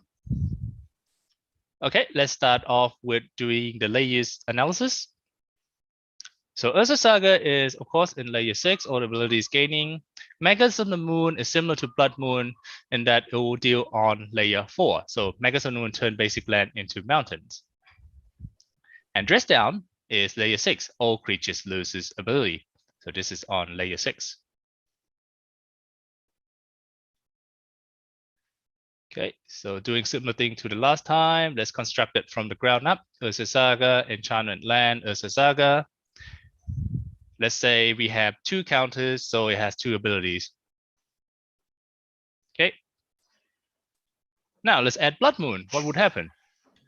So with Blood Moon, we are replacing the Urza subtype with Mountain. If you don't know, Urza is a subtype of a land. This is in the CR. You would have to look it up, but I saved your time. Let's just say Urza is a land type. So it will replace Urza with Mountain. And by replacing a land type with a mountain, it will also remove any abilities that that land has and give it tap to add red. So it would look like this. Now we finish with layer 4. Now we go down to layer 6. As previous example, we still have that link somewhere that says, hey, this object has 2 abilities, gained 2 abilities. So it will have tap to add colorless and 2 tap create a token on it as well. So it will be Urza Saga, Enchantment Land, Mountain Saga, and has 3 abilities. However, because there is a rules in Saga that says this is 2 rules. I'll bring it up in the next one. This one. Okay. There's 2 rules. if you have to go to 714 2D and point 4, disregarding law counters and final chapter number, if there is no chapter ability on a saga, the chapter number is 0. And saga with counters equal to or greater than its final chapters is sacrificed. So in the previous example, because it has no chapter ability and it has 2 counters, it will get sacrificed right away when we check for SBA. Man of the match. Right.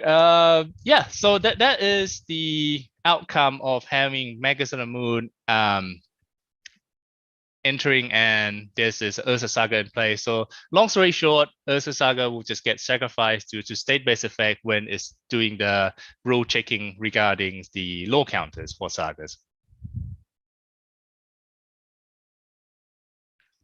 So let's rewind a bit. Let's say if I try to be smart and say I want to keep my Ursa Saga down for another turn, opponent try to play Magus on the Moon, and I try to respond with, okay, I'll dress down first. So what would that happen? So dress down come into play, Magus on the Moon come into play. Now we start doing the whole layers thing again. Now the problem is, if you realize that the layer 6 is when Magus of the Moon loses ability from dress down, but the type effects is applied in layer 4. So it will just be the same thing happening again. Ursa Saga is set to Enchant Land Mountain Saga. That is done, gain old ability. And then Magus of the Moon loses ability from dress down. And the result is still the same, because when doing state-based effect, the saga gets sacrificed. Any questions so far? I hope I'm not like burning your brain or anything. It took me quite a bit to grasp all this as well. Nope, I guess I'll be getting a lot of questions at the end. Oh, good. Okay, so let's say we have the Grandmaster of Flowers from the AFR. So the Grandmaster of Flowers plus dress down. Someone's burning. Okay, so Grandmaster of Flower plus dress down. This is a similar case about doing the type setting, because Grandmaster of Flowers can turn into the creatures when he has 7 loyalty counter, right? And we are dealing with all the ability losing from dress down. So break it down again. So Grandmaster of Flowers, when he fulfills the condition of being a creature, he gains type creature and a subtype dragon god, and he is no longer a planeswalker because there is no instead. He's also a planeswalker or in addition onto the line. So he just becomes a creature. He turns into a creature, and then he gains flying and indestructible, and he still has all his activation abilities intact. And the last bit is we will set his power and toughness to 7 and 7. Dress down, as previous example, is all creatures lose ability. That is in layer 6. So in this case, you might be wondering, how does this layer 6 apply? Because there's a multiple layer 6 effects going on here. Normally, we would look at timestamp, which is we decided, okay, which one come onto the battlefield first. But in this case, it doesn't really make sense, because Grandmaster of Flower ability is not CDA, a character defining ability. He is only a creature when certain condition is met. So in this case, he will not lose any abilities until he's become a creature. So that's one point. Another point is, okay, I already talked about that. Ability gain is normally refers to timestamp, but in this case is a case of dependency. Dress down needs Grandmaster of Flowers to actually become a creature first before it can apply the effects. So dress down is depend on Grandmaster of Flower, not the other way around. So in this case, we would need to apply all the effects of Grandmaster of Flower in layer 6 first before we move on to dress down. So it doesn't matter which ones come down first. So looking at that, Grandmaster of Flower, Legend Planeswalker, turn into a creature with flying indestructible. Oh, I forget. It's a 7/10. Now Dress Down comes into play. It will just wipes out all its ability. He will still have loyalty counters, and now he is just the sad a dragon god with no ability and cannot fly. Okay. Any question about the scenario 4, guys? He is undressed. Yes, a naked dragon. If the counters are removed after that, it would not matter because right now he's already naked. So if you remove the counter, he would not have.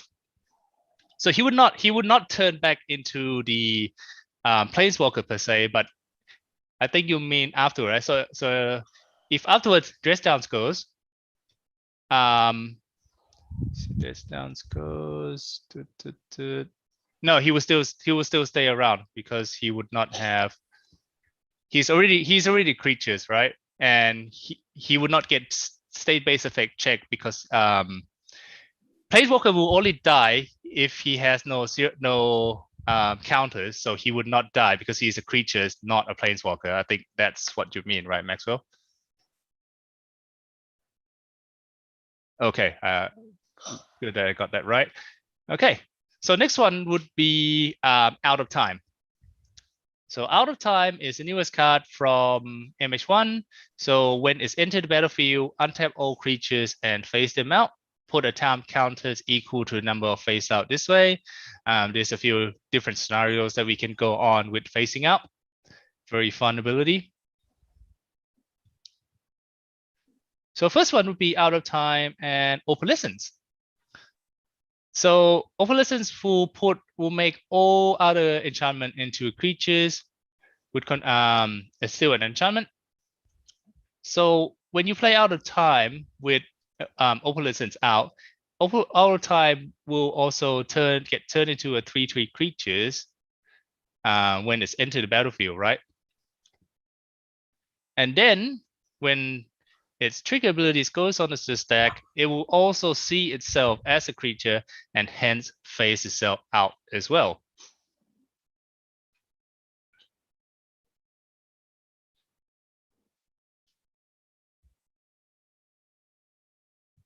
So in this case,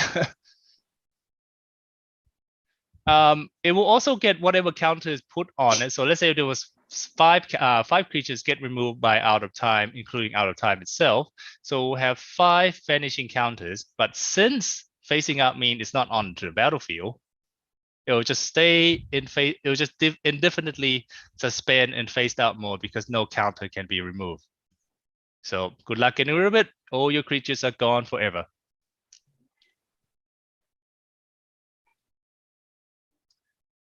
Another one that you could do is the Out of Time and Solemnity. So there's 2 parts that we need to understand about vanishing or for this to work, right? So number 1 is at the beginning of your upkeep, if the permanent has time counter on it, remove a time counter from it. And when the last time counter is removed, sacrifice it. But because Solemnity effect stated that no counters can be put on to enchantment, the second ability will never triggers because the condition is never met. You have never removed the last time counter from Out of Time. So again, all creatures will phase out indefinitely until Out of Time leave the battlefield via other mean. Yeah, Keith, just hang on. We only got one more scenario to go.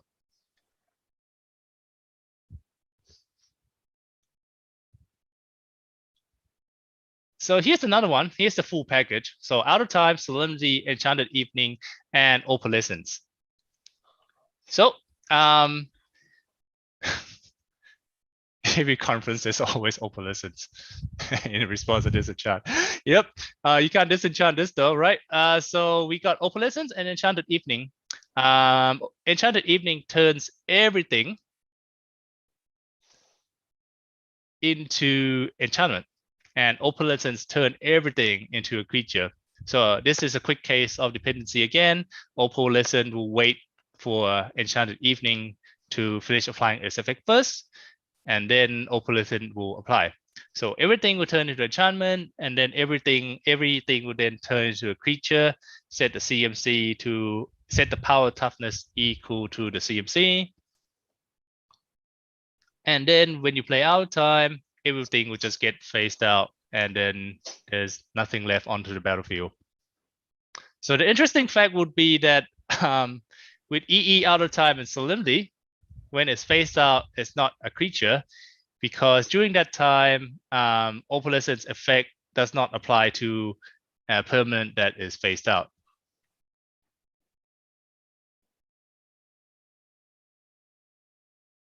Okay. Oh, also, this will also nuke your it will also nuke everyone's land, because all the land has a CMC of 0, so it will be a 0/0 creature, and then yeah, there's another way of you nuking everyone's land. Okay, so this one is toxic enough to get a ban on MTGA in the latest, I think it's the latest standard event that they did. You can also do similar things in Modern with what's that card called? Mutual. So we have Faced Haven, the land from Kaldheim, the new book from the AFR, the Book of Exalted Deed, Hex Parasite, and Blood Moon. So let's again divide that into layers. So Faced Haven has a few effects going on. On a layer 4, he gains all creature type, gain all creature subtype until the end of the turn. And then he also gained ability Vigilance. And we then set his power toughness to 4 and 3 until the end of turn. Notice that it does say he is still a land. So in this case, it'll be a land, creature, and with all the subtype. For Book of Exalted Deed, you are giving the affected object an ability that says you can't lose the game and opponent can't win the game. And there's also an enlightened counter to go with that. And again, Blood Moon, this is in layer 4. So putting all of that together. So Faceless Haven, Snowland creature with all type, have Vigilance. I forgot. Very important. Okay. Now he finished. Now that Faceless Haven finished transforming, we activating the Book of Exalted Deed. He will gain 2 abilities. He cannot lose a game, and opponent can't win the game. And you also get an enlightened counter. Now, let's say you're using a Hex Parasite ability to remove the counter. This would not remove the ability, since the ability does not link with having a counter. The counter is only there to serve as a reminder that this creature has gained this ability at certain point. There are cards that will gain an ability when there is a counter associated with it. So by removing the counter, you have removed the ability. But in this case, it does not.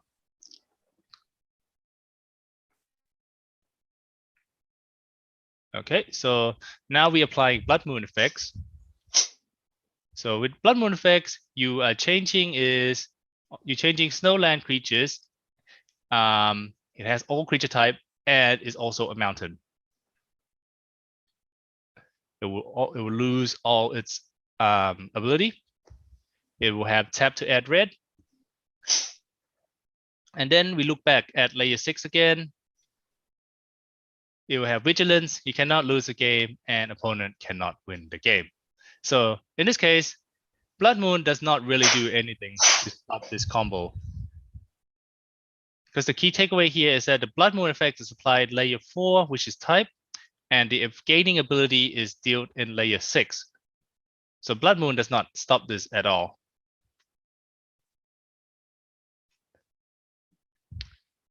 So if you want to stop something like Faceless Haven or maybe a Mutavault in Modern, you would need to look at these two cards instead, which would be Alpine Moon or Blood Sun. I prefer Child's Play. Don't shoot the messenger, guys. Don't hate me, hate CJ. Right, so finishing this,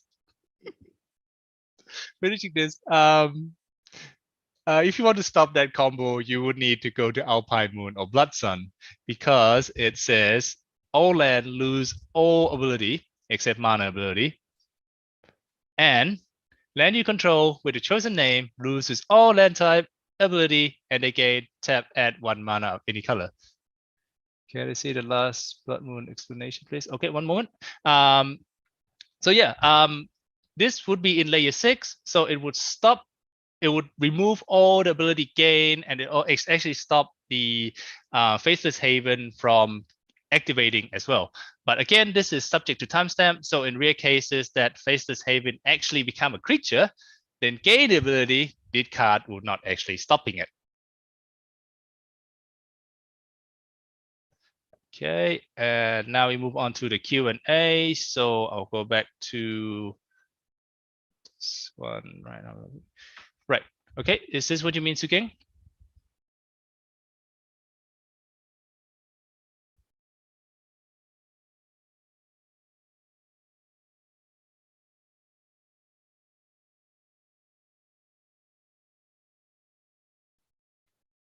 Okay, cool. I hope I did not burn anyone's brain, or if I did, I think CJ got his wishes.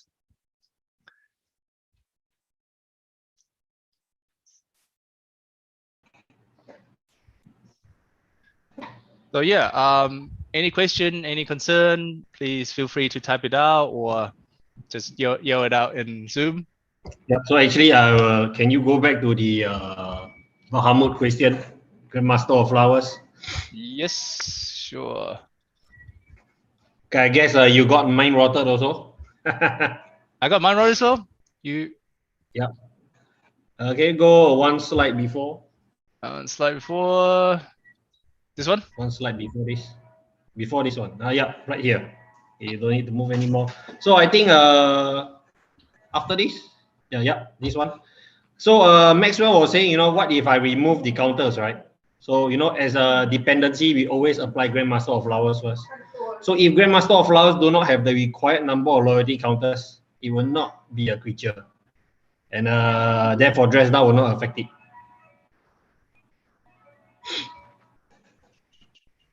Right. Yeah. So I think that was his what Maxwell wanted to ask previously. Yes, I got mine. Okay, Grant, what do you want to ask? Scenario 3.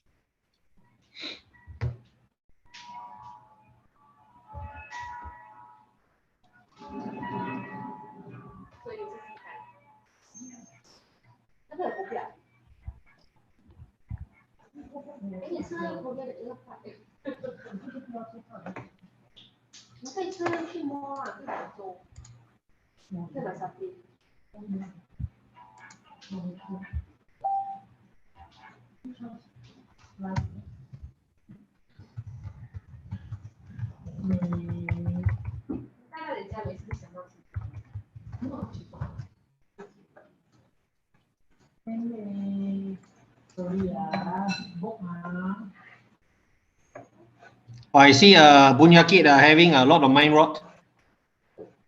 Yes, mind rot and go blank. Although I cannot read Thai. I guess Grant is still typing his question. Do anybody have any other questions? Okay, so from what I know, the Urza Saga part, there are a couple of questions. One is people are asking why can I chapter 3 ability for Urza Saga when it's placed on a stack? Why can I activate the Thespian stage to copy something else rather than the stage Urza Saga at chapter 3 getting set? So actually, if you go and look at sagas, the rules, I can't remember off the head. Basically, you only sacrifice it when chapter 3 ability resolves, completely resolves. So you have to go and search for your resolve the ability to search for the 0 or 1 cost artifact.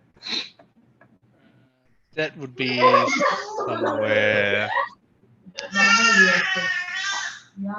I think it's somewhere in this CR here, the 714, all about the sagas. Yeah.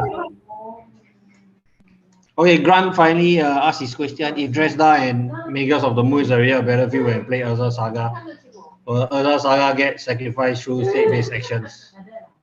Yes, definitely, because you apply from layer 4 down to 6. But yeah. Actually, I should let Neil answer. Okay, I shall mute myself. Moment. Right. You are so the thing is so if Dress Down and MOTM is already on the battlefield, then you play a Saga with a sacrifice to SBA because already lost. When Urza Saga enters the battlefield, the game check again from top down again. So in one moment. Yeah, so let's say these two is on the battlefield already, and then you play Urza Saga. The game will start. The game will do another state-based action, and it will just do it all over again. So when it's doing it all over again, the Magus of the Moon in layer 4 still has the ability, right? And then so it's applied to Urza Saga. Urza Saga gets sacrificed because all the shenanigans that go on, and then it start losing ability in layer 6. Yeah, I think that's what you mean, and that would be what's happening.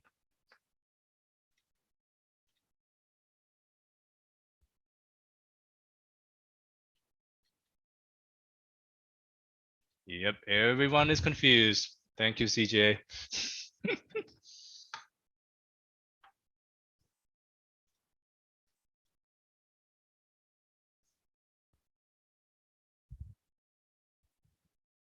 It's an enchantment land, and you put 1 counter on it, then sacrifice. It gets sacrificed. It regarding the counter, it does not care, right? Because when it loses all its ability, let me go to the slide. Okay, when it loses all its ability, its chapter ability is 0, right? Because the final chapter is how many chapter it has is the final chapter counter number. So in this case, it has no chapter ability. So the chapter ability is 0. The final chapter is 0. And since it has 0 counter, it will just go boom because it's equal to greater than. This would be in the 714.C or D that is in the rule text. And I'm just not sure. Let me think about if it will actually get the counter.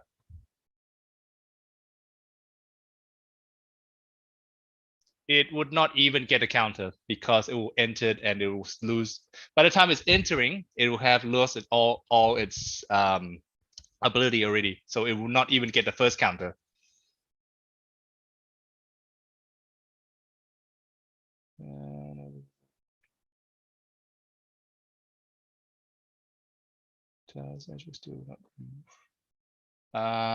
Okay, Keith, one moment.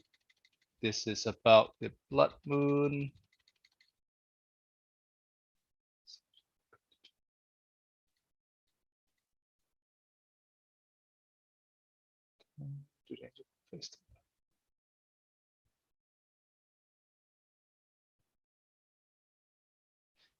Note that this, so Keith is asking, note that this doesn't remove any ability that were granted to the land by other effects. Do that angel book effect still not removed by moon effect? Do that angel book effect still not removed by moon effect?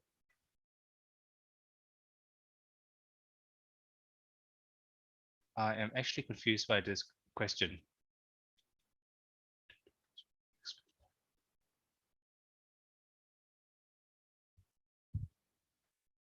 You're referring to this, right? I think you're referring to the fact that I said when it's become a mountain, it lost everything and then it starts getting ability again.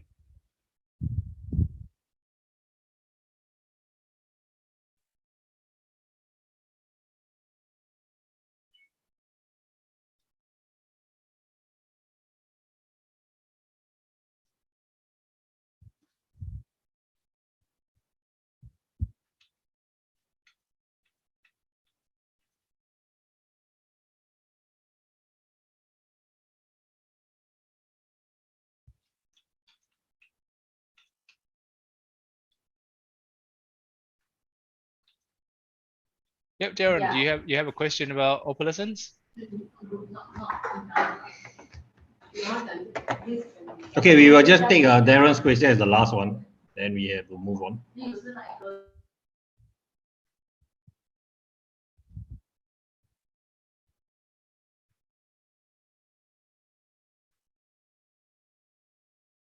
Yes, Blood Moon, Magazine Moon cannot remove gain effect because that is linked with another object into the game that is not linked to the land itself. So the land itself does not give that ability.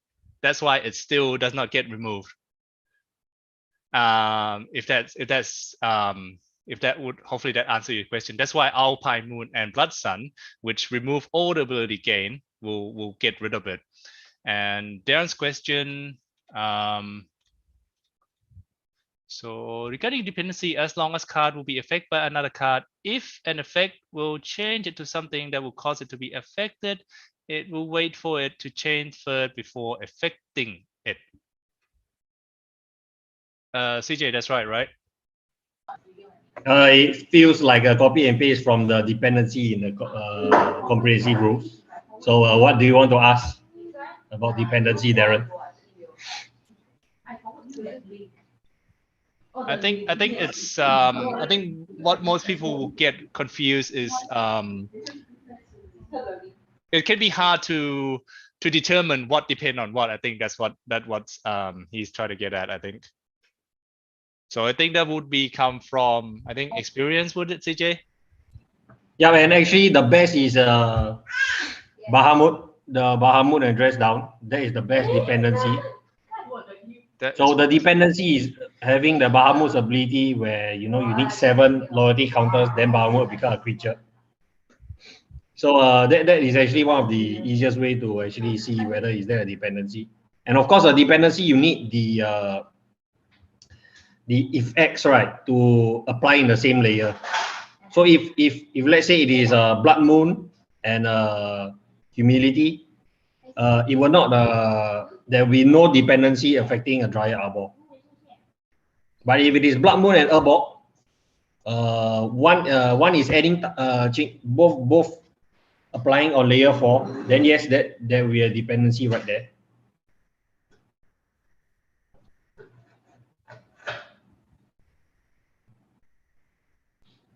Yep. So I guess that should answer your question, Darren.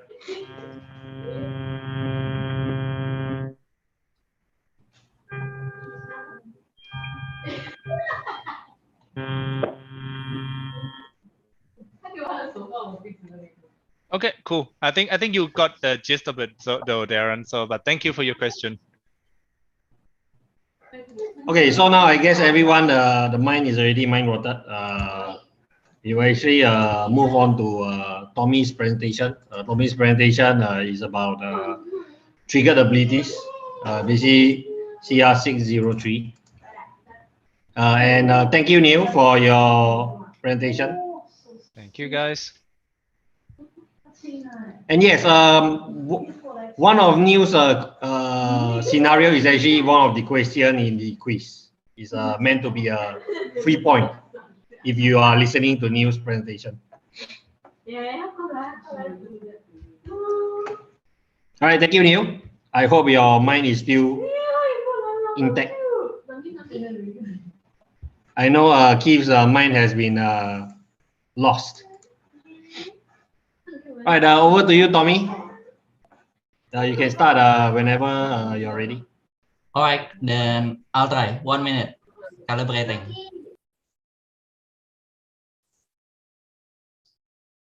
You guys able to see the screen?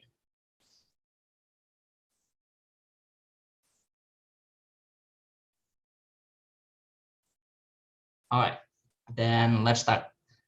So after the mind rot and the brain is fried, this is my job to entertain you guys. Rather than entertain, it will be a lesson, but with a story. I'll try to bring it as different as possible.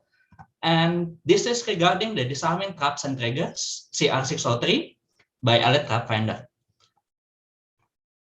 So an introduction, probably some of you guys doesn't know me. My name is Tommy, and I'm a level 1 from Bali, Indonesia, from the island of the god itself. And probably Bali is even more famous than Indonesia, if you remember correctly. Then if you are able to point out some of the culture in Bali about the tradition, the food, the music, etc., then please fill it on the chat just to make sure that you guys still there. It's also because we doesn't take a picture about this one attendance, so let's say it's for a participation only. Probably you guys familiar with Balinese culture.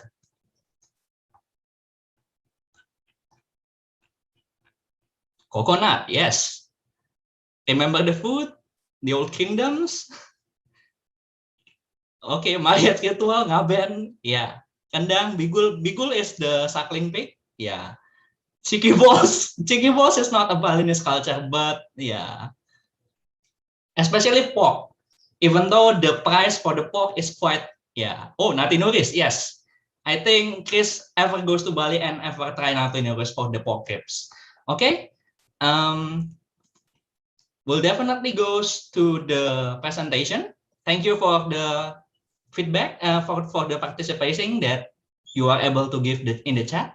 So first time, what we are covering in this section is what is a triggered ability, why you should care, variant of triggered abilities, and unique triggers in Adventure of the Forgotten Realms.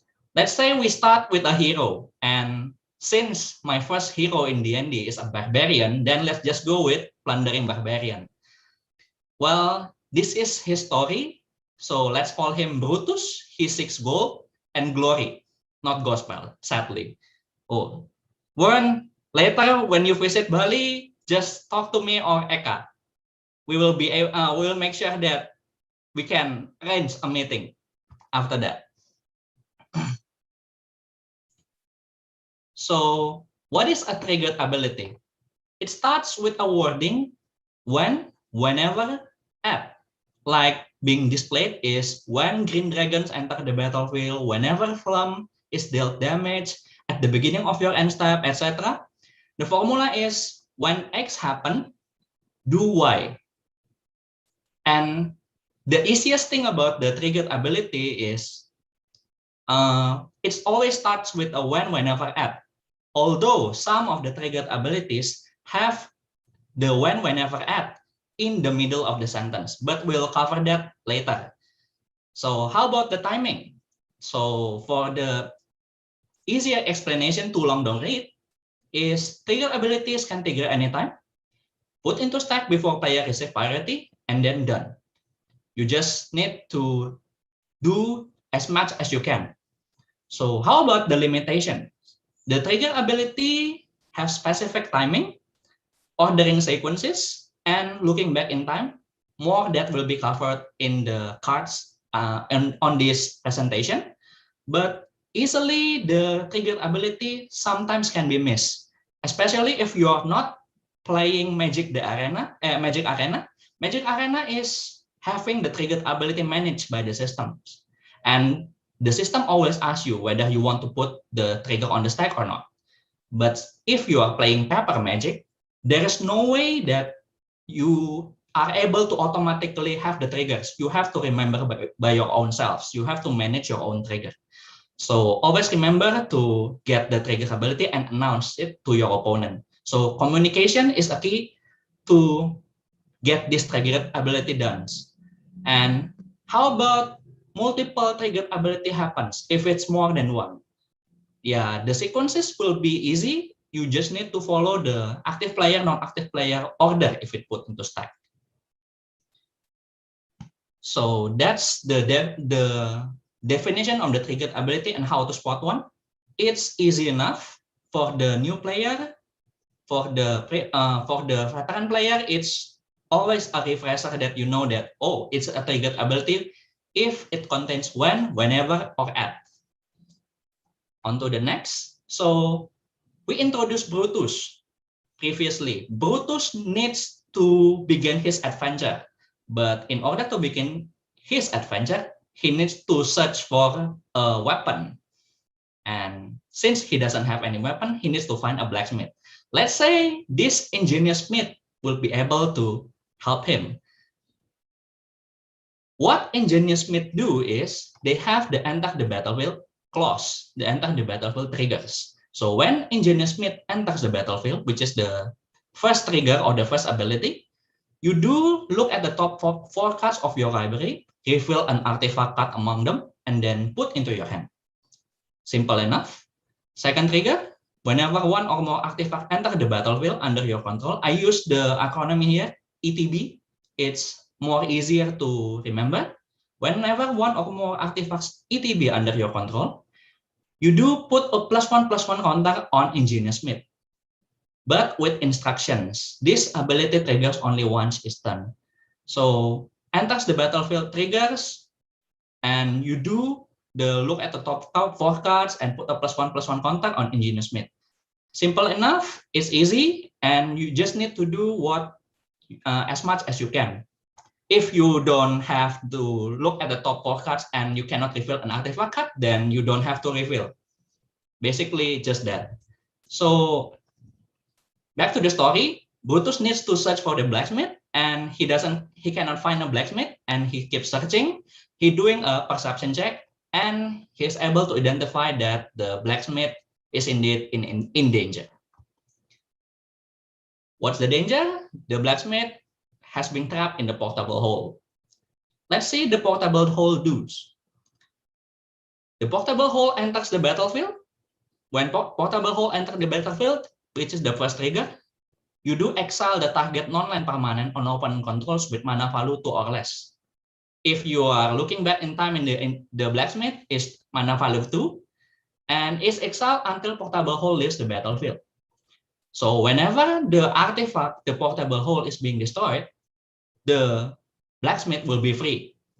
Basically, this enter the battlefield with duration is tricky enough, because if you destroy it before the exiling target non-land permanent can happen, then this event of exiling target non-land permanent will never be able to happen.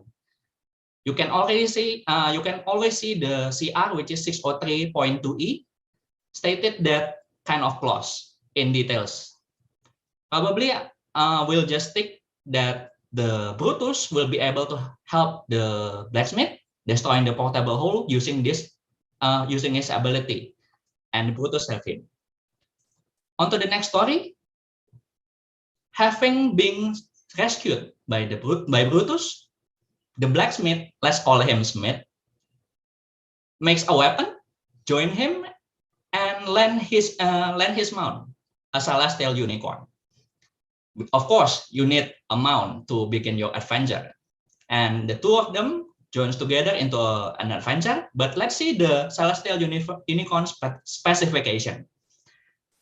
There are certain triggers that are repeatable. Let's say in here the clause is whenever you gain life. If the instance happen, then you do put a +1/+1 counter on celestial unicorn.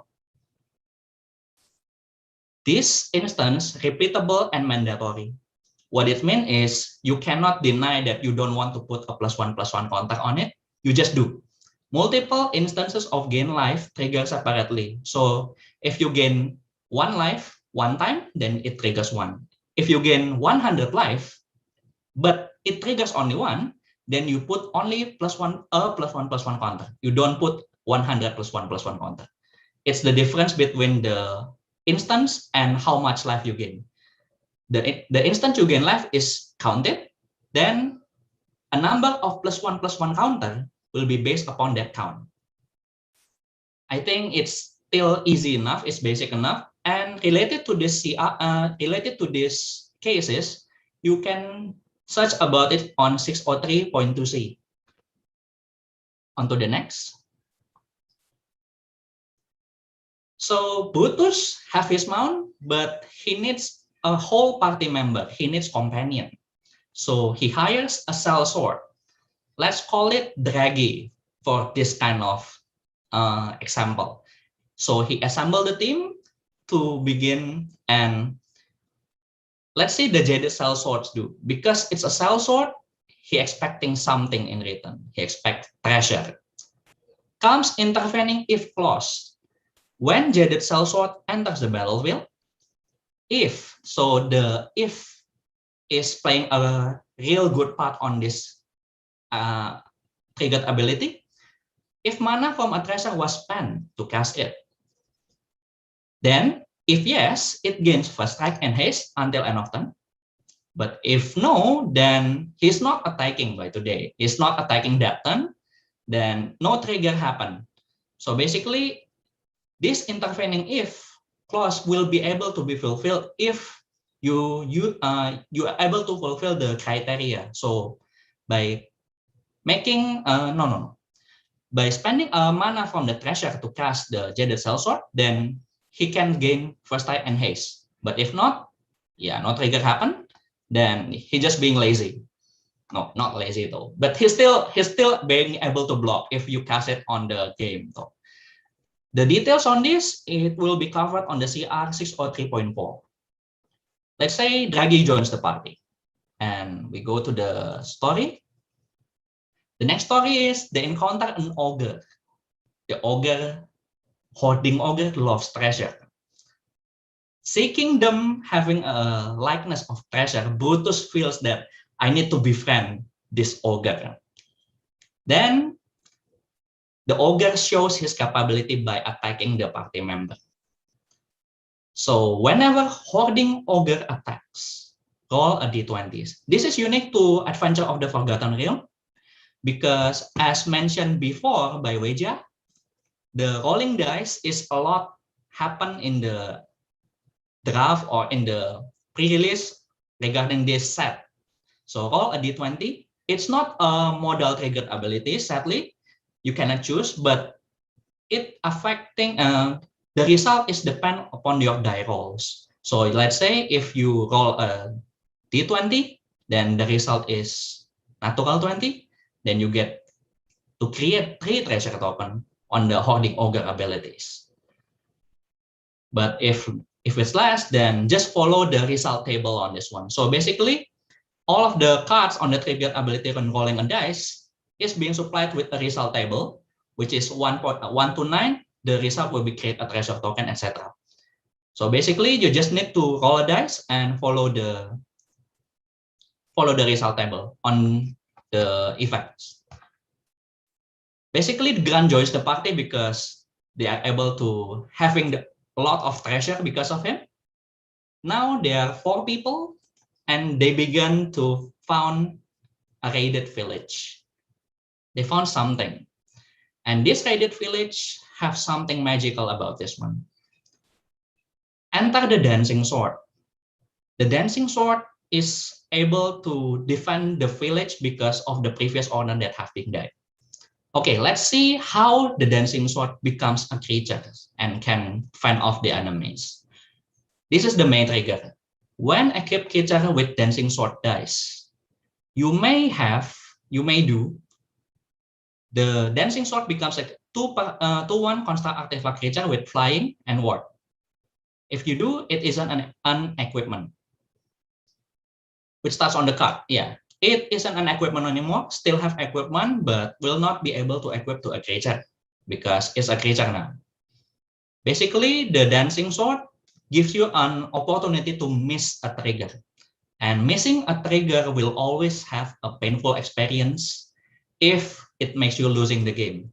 A true story for me is I'm losing a game because I missed a trigger, then just being called. And after that, the remedy will be asking the opponents to put the ability on the stack or not. So the opponent says, no, don't put it on the stack, then I lost my creatures. Basically, it's a flashback, then Sugeng know this, Eka know this, and basically, it's just a personal experience that triggers happen, and it's important. If it's being called may trigger, then please pay attention that you may want to do it for your own benefit in the game. But for judges, it's up to the player. If the player forgets the may trigger, then you don't need to. You don't have to remedy that. It just lets the game state flow as it is. So basically, it's a may trigger, then this dancing sword is an optional that you want to put the trigger on the stack or not. Yeah, so long ago. It's a bit feels of nostalgia, Sugeng. It's RPTQ or something. So basically, this raided village is being burned and stuff. The party members found an encounter with a bandits. Basically, with the power of friendship, especially critical strike to the bandit leader, they managed to fend off the bandits. Let us see how the party managed to land a critical hit on the bandit leader. So this is a zone change trigger. This card is really unique in Adventure of Forgotten Realms. Why? This critical hit triggers only when, the second ability when you roll a natural 20. It's the only card that stated that when you roll a natural 20, what it's meant by the natural 20 is you roll a die, then you got 20 without any modifier. If you guys already get the Adventure of the Forgotten Realm Commander, there are some certain cards that are able to modify the number of the dice, adding or subtracting. If I remember correctly, it's Dance Macabre, the black instant or something that can increase your result, your die result, so you can get the better outcome. So back to the critical hit. So whenever you roll a natural 20, and as long as the critical hit is in your graveyard, it's because it's triggers only from graveyard. You may do to return critical hit from your graveyard to your hand. Well, yeah, but since it's in the graveyard, it can be easily missed. If you forgot, yeah, Belrock in the next call, which is only 5% will be able to will yield you the result of doing 20 for the natural 20. Especially this critical hit is a good one. It's a bomb in the limited. On to the next. Okay, this one is a good one. Basically, shout out to the people on Indonesia. If you remember Oki Jelly, it's Oker Jelly. When the preview card on this one, it suddenly all of my people says that, is this Oki Jelly drink or something?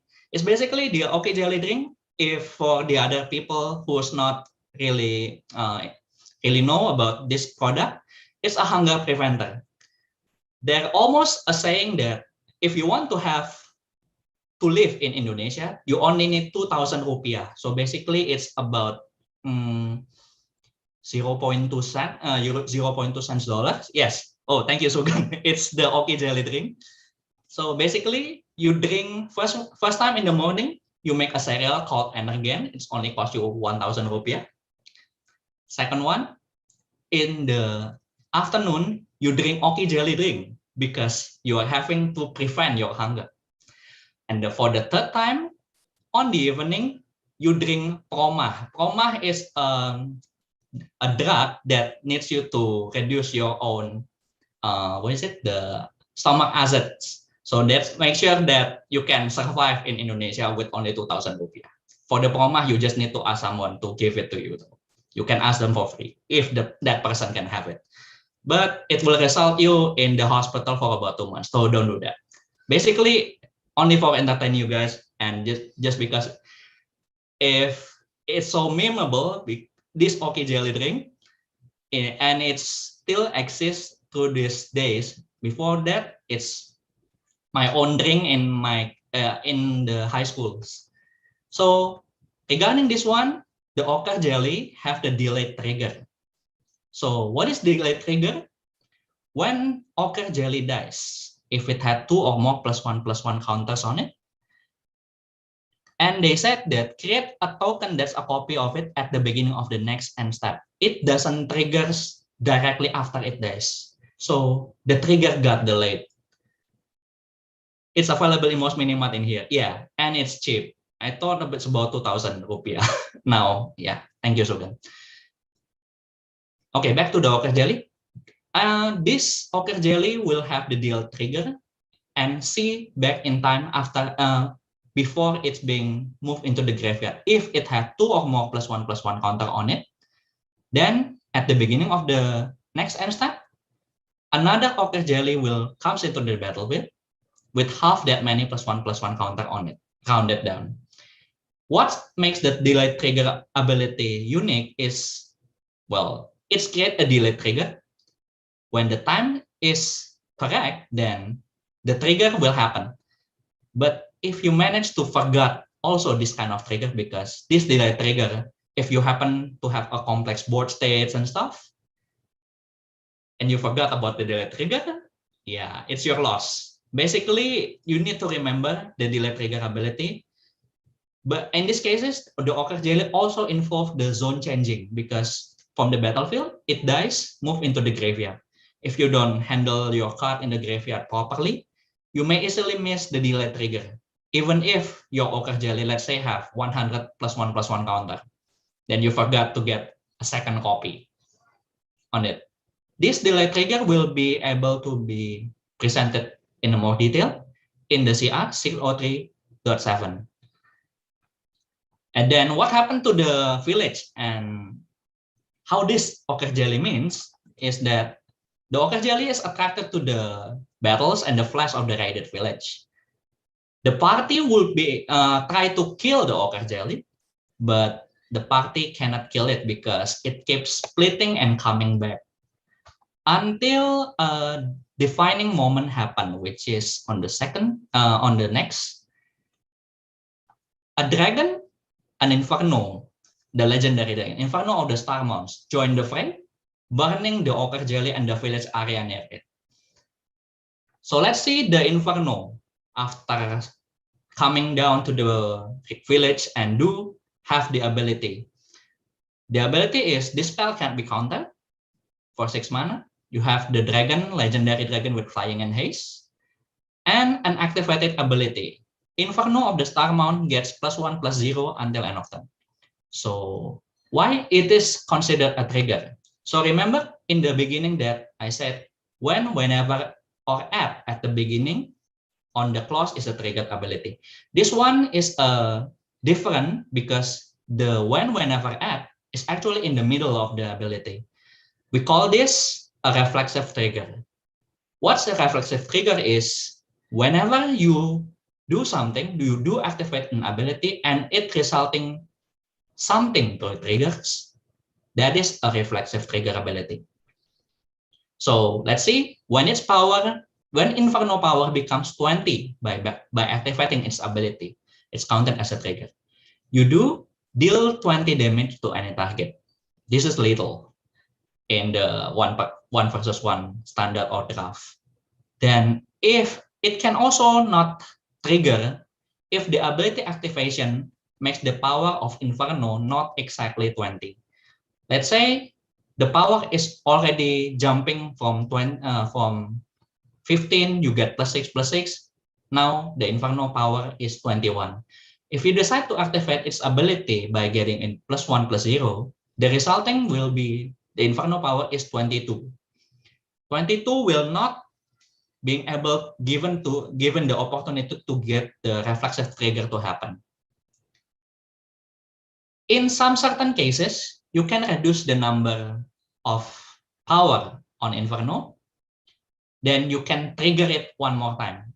If you have the cards, especially in commander play, something else could happen, then you suddenly can deal 40 damage in a turn. It's probably counted as an achievement though, if it could happen. Basically, the reflexive trigger will be put into detail on 603.12. Then this dragon suddenly joining the fray, putting chaos into the party, and the party suddenly says that no, we cannot take this dragon. It's too powerful. Then they decide to run away from the village, seeking refuge. So what's happened to the party is, after that kind of desperate battle, they meet someone. They need more people in the party. Yes, it's basically Galea comes to the rescue. They find the party and ask what's happened and stuff. Let's see the Galea ability. So this one is having a clause with a linked ability. So Galea have 3 different kind of ability. First one is vigilance. Second, you may look at the top card of your library anytime. The third one is you may cast aura and equipment spells from the top of your library. When you cast, so when it's saying when, so when is a triggered ability. When you cast an equipment spell from the top of your library, it's the trigger. Then you do the equipment spell games when these equipments enter the battlefield. Attach it to target creature you control. So it lets you to put the equipment attached directly, not paying the equip cost. The commander card in here is really powerful. If you suddenly pay Colossus Hammer for 1, then suddenly you can equip it for free. It's definitely devastating if you are able to do that on the play, on the commander. So why it's linked ability? It's linked because you need to have a static ability first. So the prior definition is, it's always started with the static ability. It says that you may cast aura and equipment spell from the top of your library. It's static ability. Then if you do, when you cast an equipment spell this way, it's linked to that static ability because you are able to cast it from the top of your library. So basically, if you see a link interaction between the abilities, then it fulfills the criteria of when, whenever, or at, then basically it's a link ability. And for the ability to happen, you need to fulfill. Then, oh yeah, one more thing is why aura doesn't get ability from this one is because aura enter the battlefield attached to attachable permanent, so you don't pay the equip cost. But it's different if it's an equipment. Yes, basically Sugeng is right. They need more people in the party. Then Galea finds them. Galea try to ask them what happened and stuff, blah blah blah. Then they suddenly learns that okay, that Inferno is way too much powerful, and Galea try to make war with the Inferno because he's being a jerk, destroying village and stuff, even if he's just passing by. Then after they learn towards the adventure, Galea give them an info about, hey, how about you guys join me and we can go to grab more treasure and stuff, probably magical armor and the others in the next area. What is the next area? Then he reveals that he knows some place called the Dungeon of the Mad Maid. So yes, it's already being covered from Weja, is the room abilities. The room abilities and the dungeon card is unique in the Adventure of the Forgotten Realms. They have a trigger when you move your venture marker into this room. So basically, what I would like to highlight this one is venture into a dungeon is a keyword action. It's not the triggered ability, it's an action. What triggers is whenever you move your venture marker into the room, let's say you move into the yawning portal, then you gain 1 life. It's put onto the stack. It's a triggered ability on the room. So you ask passing priority and stuff. Then if nothing goes to the passing priority, then you get 1 life as a result. When you move deeper, then you may choose the dungeon on the dungeon level, which is Scry 1, put it to the stack. Yeah, and basically just that. So the room abilities are quite simple, but what I would like to highlight in here, just to complement Weijie's presentation, is whenever you try to resolve multiple ventures, let's say you are at the end of the dungeon, which is the Mad Wizard Lair. Then, because you complete a dungeon, something triggers and let you venture twice, let's say. So the dungeon is complete. You may choose the new dungeon. If it's the same dungeon, it's okay. If it's a different dungeon, it's okay. Then you put the ability into the stack.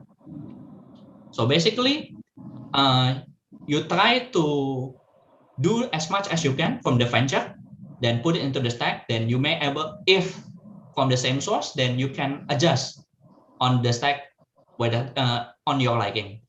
So basically, the venture, multiple venture can occur if you have the board state that are enabled to, but don't get confused because you just need to put it into the stack one by one and try to do the room abilities after that. As long as you remember that, okay, this one triggers, and you communicate with your opponent. The next one, there is questions about Gelatinous Cube. So let's say if Gelatinous Cube leave the battlefield before its endure ability resolves, then the target non-us creature won't be exiled. It's failed to exile like the portable holes in here. And fun fact is, for the triggered abilities, if the Gelatinous Cube is being killed, it doesn't put the abilities, it doesn't counter the ability, but the engulf won't exile. Basically is Gelatinous Cube enters the battlefield, choose a target, which is the non-us creature. Let's say it's Bahamut from the Grandmaster of Flower, 7/7. Oh, so big. And suddenly being swallowed by a cube. First time I see this, I quite find it funny, but because the Bahamut size is more tremendous than the cube, and how much is the cube, I don't know. But basically, the cube try to exile Bahamut. If you kill the cube, then the exile doesn't happen. But if the exile does happen, then you kill the Gelatinous Cube, then the Bahamut will come in as a new object, as a Grandmaster of Flower. Yes, super huge pose. Probably yes. But that's one way to answer the Grandmaster of Flower in limited though. Yeah, just my 2 cents.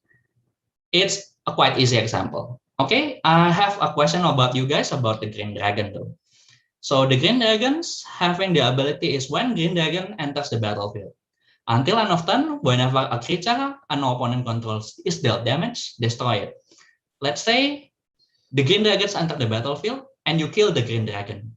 What happens with the Poison Breath? Whether the Poison Breath remains or the Poison Breath stops.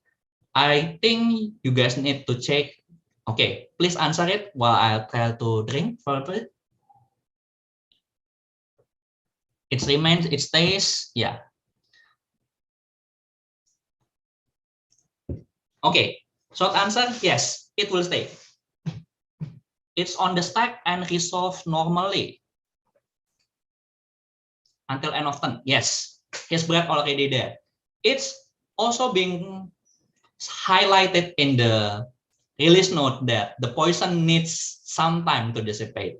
It just think about the duration on the abilities is until end of turn, because until end of turn, then whenever a creature on opponent control is dealt damage, let's say getting shocked or being dealt damage, then it will be destroyed because of the Green Dragon poison. Yes, that is correct. On to the next one. This here is not so complex. I promise not so complex from the previous session from Neil.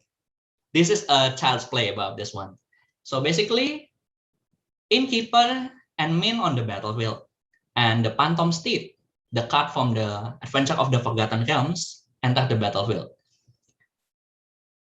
he would like to exile something. So it says that, oh, sorry. Too fast. So he would like to exile another target creature you control until Phantom Steed leaves the battlefield. So Phantom Steed target the Innkeeper. The non-active player, which is your opponent, try to kill the Phantom Steed. Because let's say, oh, it's too powerful and too much treasure about this one. So let's just kill it. What happened is these triggered abilities will be put into the stack, and let's see what happens on the result. So the first one is when Phantom Steed enter the battlefield, the Innkeeper will trigger, put it into the stack. Whenever another creature enters the battlefield under your control, you gain 1 life. This is stack 1. Stack 2 is the Phantom Steed try to exile the Innkeeper. Stack 3 is the opponent response from the Phantom Steed enter the battlefield trigger ability. If there is no one that pays that's adding the stack again, so passing priority happens, stack 3 will resolve, destroying the Phantom Steed. So what happens is this one. Since Min have a triggered ability whenever an illusion you control dies, yes, the Phantom Steed previously is an illusion. So before the Phantom Steed stack 2 and you gain 1 left in the stack 1 are able to be resolved, the stack is being put into another level. So it just needs a demonstration about you guys about how the stack works with the triggered ability and how triggered ability when the time is right, especially in the commander game, multiple trigger can happen. It will need concentration to keep track about the triggers and how it can be do this. Basically, it's the really easy explanation that I can provide, but what I'm trying to prove is when trigger ability, if it's not fully resolved, it still can be added with another trigger ability, and so on and so forth. So yeah, whenever an illusion you control dies, you may put a permanent card is the stack that needs to be done after that one. So it's a May. So let's say if he put a permanent card with mana value less than or equal to that creature's power, previously is the Phantom Steed is 4 power. Then let's say the active player plays a creature. So what happens is another trigger from the Innkeeper will also put into the stack, and so on and so forth. Basically, I think I'm running out of time. Okay, the funny result about this one is, okay, the last scenario about this is probably Flum added with the high alert in the active player and try to attack the defending player, which has Stormcrow times 15. Yeah, I try to replicate the scenario where the Emrakul is being blocked by the 15 squirrel, but probably Stormcrow is more legendary. So yeah, let's put the tribute into Stormcrow. So the question is, Flum has a triggered ability whenever Flum is dealt damage, you and target opponent is draw a card. So if the Flum attack is blocked by 15 Stormcrow, how many cards you and target opponent draws? Probably you guys have an answer.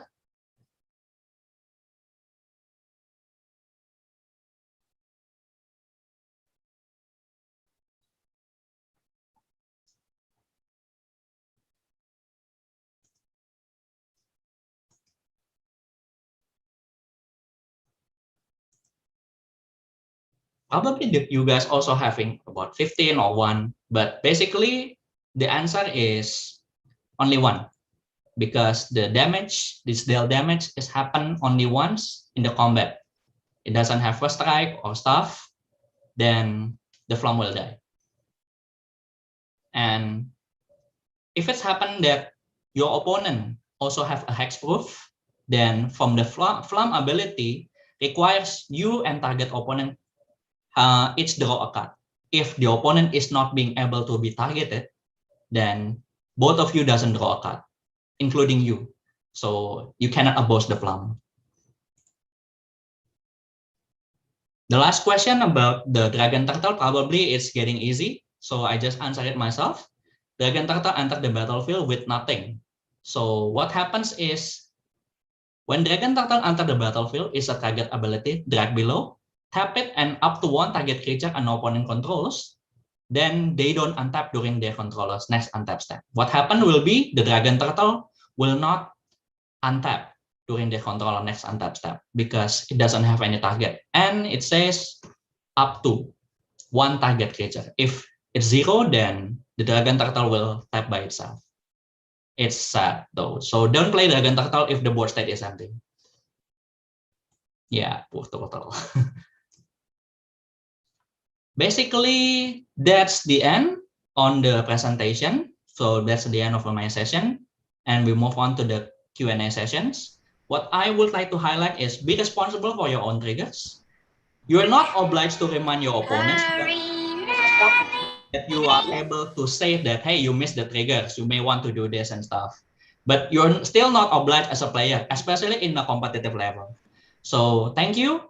Kudos to Laksana Eka, Mike, and Sugeng for the guidance and help for my presentation. Probably you guys have any question and answer, then please let me know.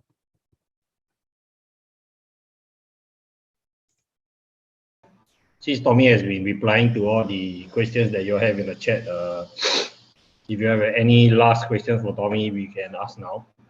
Yeah. Or else we will go for a short break soon. But before we go for a break, please remember to come back 5:50 Singapore time or 4:50 Jakarta time for photo taking before Riccardo's presentation.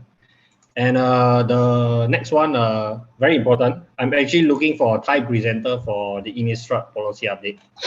So as some of you might or might not know, our policy update conference is fully voice supported because one of the criteria that Nicolette gave to me is that I need one presenter from every country to present at each policy update. So I need a Thai presenter. The next policy update should be on the 27th of November after the Crimson Vow. As you know, Innistrad is split into two, Midnight Heart and Crimson Vow. So we will merge them both into one policy update, which is after 1 week after the release date of Crimson Vow. If anyone have any other questions, especially the Thai judges? I know Shanin volunteered to be a presenter if no one wants to present, but I have also another, I think I have another conference at the end of the year. And I think Nicolette also wants one presenter for every country for each Southeast Asian country. So we still need another Thai presenter there also. So other than that, I guess you guys can go for a short 10-minute break and I'll see you in 10 minutes for photo taking. Right, thanks, Tommy. Thank you, CJ. Thank you, guys.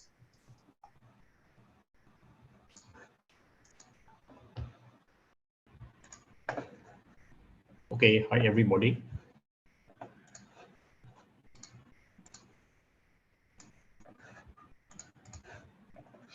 Okay, hi everyone. So I'll be just sharing the QR code for the feedback form. Although I don't recommend you doing it because the quiz is before the feedback form, and we should finish Riccardo's presentation first. Okay, okay, I will send it to Nicolette, of course. And now we will proceed straight into Riccardo's presentation. Over to you, Riccardo.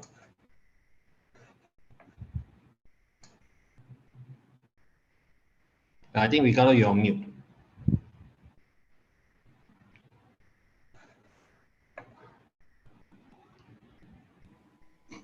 Hello to everyone. Good morning. For those who don't know me, ciao, I'm Riccardo. I'm an Italian judge who lives in Spain, and I've had the pleasure of coming to Thailand and Singapore GPs in the past, in the last about 10 years, and I'm looking forward to the next. First, I would like to check that you can hear my voice correctly, and I give you ciao and I give you the time to adjust your volume.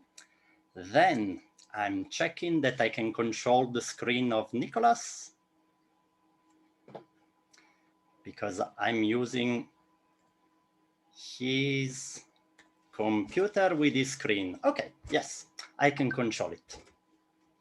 Oh, and I will be reading from time to time what you are going to write in the chat. So I just noticed a message that says, congratulations, Italy, champion of Europe. Yes, football is very, very important, and we won the European Championship. You may have seen several pictures or memes of one of the Italian defenders holding one of the English attackers. That was one of the symbols of European Championships. Okay. What are we going to speak about today? So the first slide is, how does it work today? I'm going to share some personal stories. I'm going to speak about magic judging, not specifically about magic cards or events. I'm going to speak a little about the virus that arrived to our world in the last couple of years.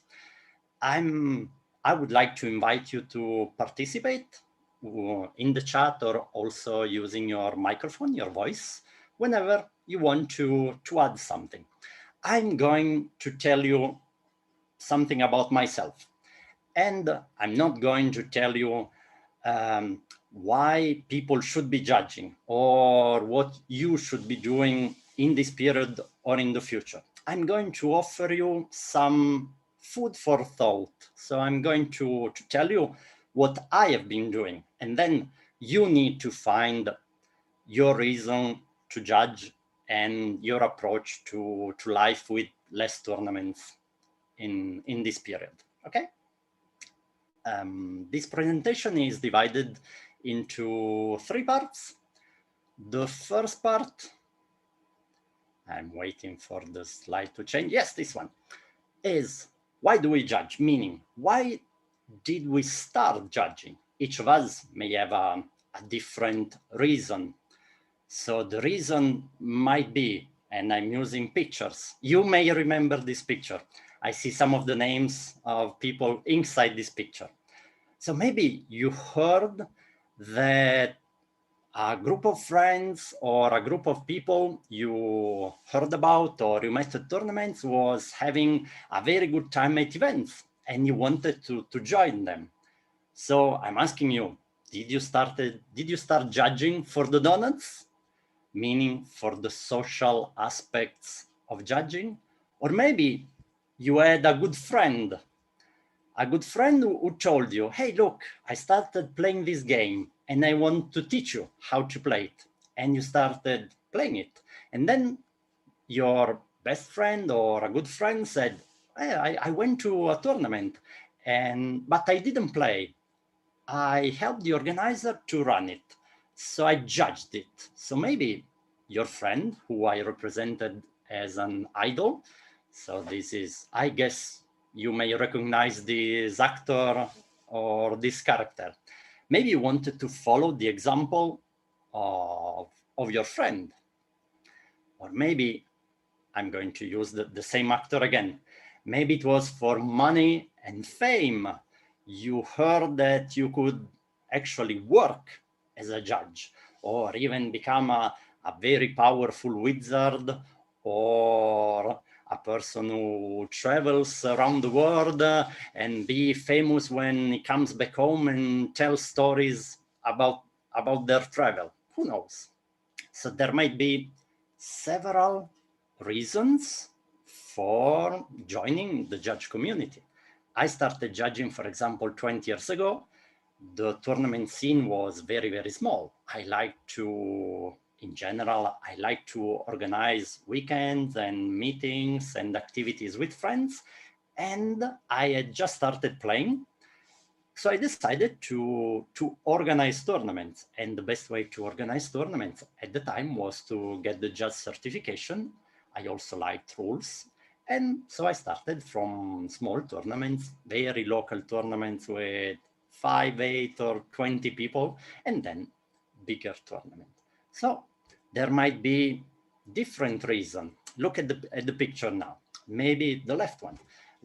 Maybe you are interested, or you were interested in helping other people, and you were ready the reference regarding rules and tournaments. So you wanted to be like the Red Cross person helping others. Or maybe you heard that you could travel and have good holidays, like the one in the center. Or maybe you wanted to feel important, like the penguin on the right. So now I would like to ask to you, why did you start? And I would like to invite 2 assistants representing your countries. We have Wearn and Maykel. So I would like to ask them to unmute themselves and then tell us, why did you start judging a very, very, very long time ago? So Wearn, if you're here, we would like to hear something from you about what brought you to our world of judging. Can you guys hear me? Yes, I can hear you. A little low, but I can hear you. Okay, I'll try to speak a little bit louder then. So hello everyone, I'm Wearn from Malaysia, and I started judging 22 years ago. I first became a judge basically because I wanted to be better at playing Magic, and I wanted to do some funny stuff in terms of card interactions. You want to do some things that people might find uninteractive. Not uninteractive, unintuitive. So they might think that what you're doing is actually not possible. So how do you convince someone that what you want to do in this game is actually possible? The best way, of course, is to show them how it's done according to the rules. And the way to prove that your knowledge of the rules is actually accurate or reliable was to become a judge. So that was how I started becoming a judge when I was starting playing Magic in Australia. I was certified by Mark Brown in 1999. And so that was my reason for starting to become a judge. I wasn't actually working any events when I was in Australia. I was just mainly a player. But starting my journey to become a judge was what allowed me to become the judge that I am today, of course, but also finding the community and the passion and the enjoyment from judging. So that's how I started. Thank you. Let's see if our second guest, who is Maykel, is connected. I was Hello. checking. Oh, hi, welcome. Hi. So tell us, why did you start? What do you remember about the period before you started judging? So I started judging because in the LGS at that time, I was quite a new player. And even though I'm new, I kind of like to read the forums about the rulings and stuff. So I know the correct rulings for some certain interactions, but the other players who are more veterans, they tend to disregard my ruling because they think that I'm a rookie. I'm a new player. I don't know anything. They've been playing longer and they know the game better. They know the rule better. So yeah, that's the reason I try to take the judge test is to get the credibility, to show them that I know the correct ruling. Then yeah, to just to prove myself at the beginning. Good. Thank you. Thank you. If anyone else of our spectators wants to join us and tell us with your voice or in the chat anything special about the reason why you started judging. Maybe some of you have a special story.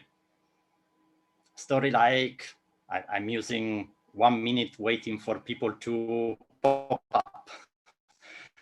The day I certified for level 1, it was during a tournament, and I went to play at the tournament. And it was a constructed event. It was a standard event.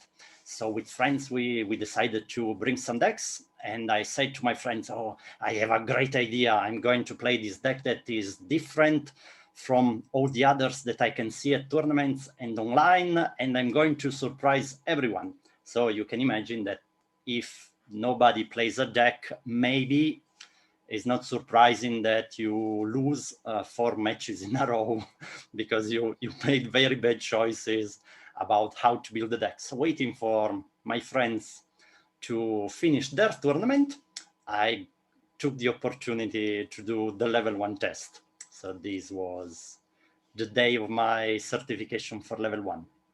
If you want to tell us anything about your reason for judging, you have the next couple of minutes. You can write in the chat in case you want to speak. Otherwise, in a minute, we will continue with the next section. So I'm reading. I imagine that all of you can read the messages in the chat. Speaking about the spirit of the store owner, and Darren telling us about 14 years when he was 14 years old. Oh, he might be maybe he's the youngest.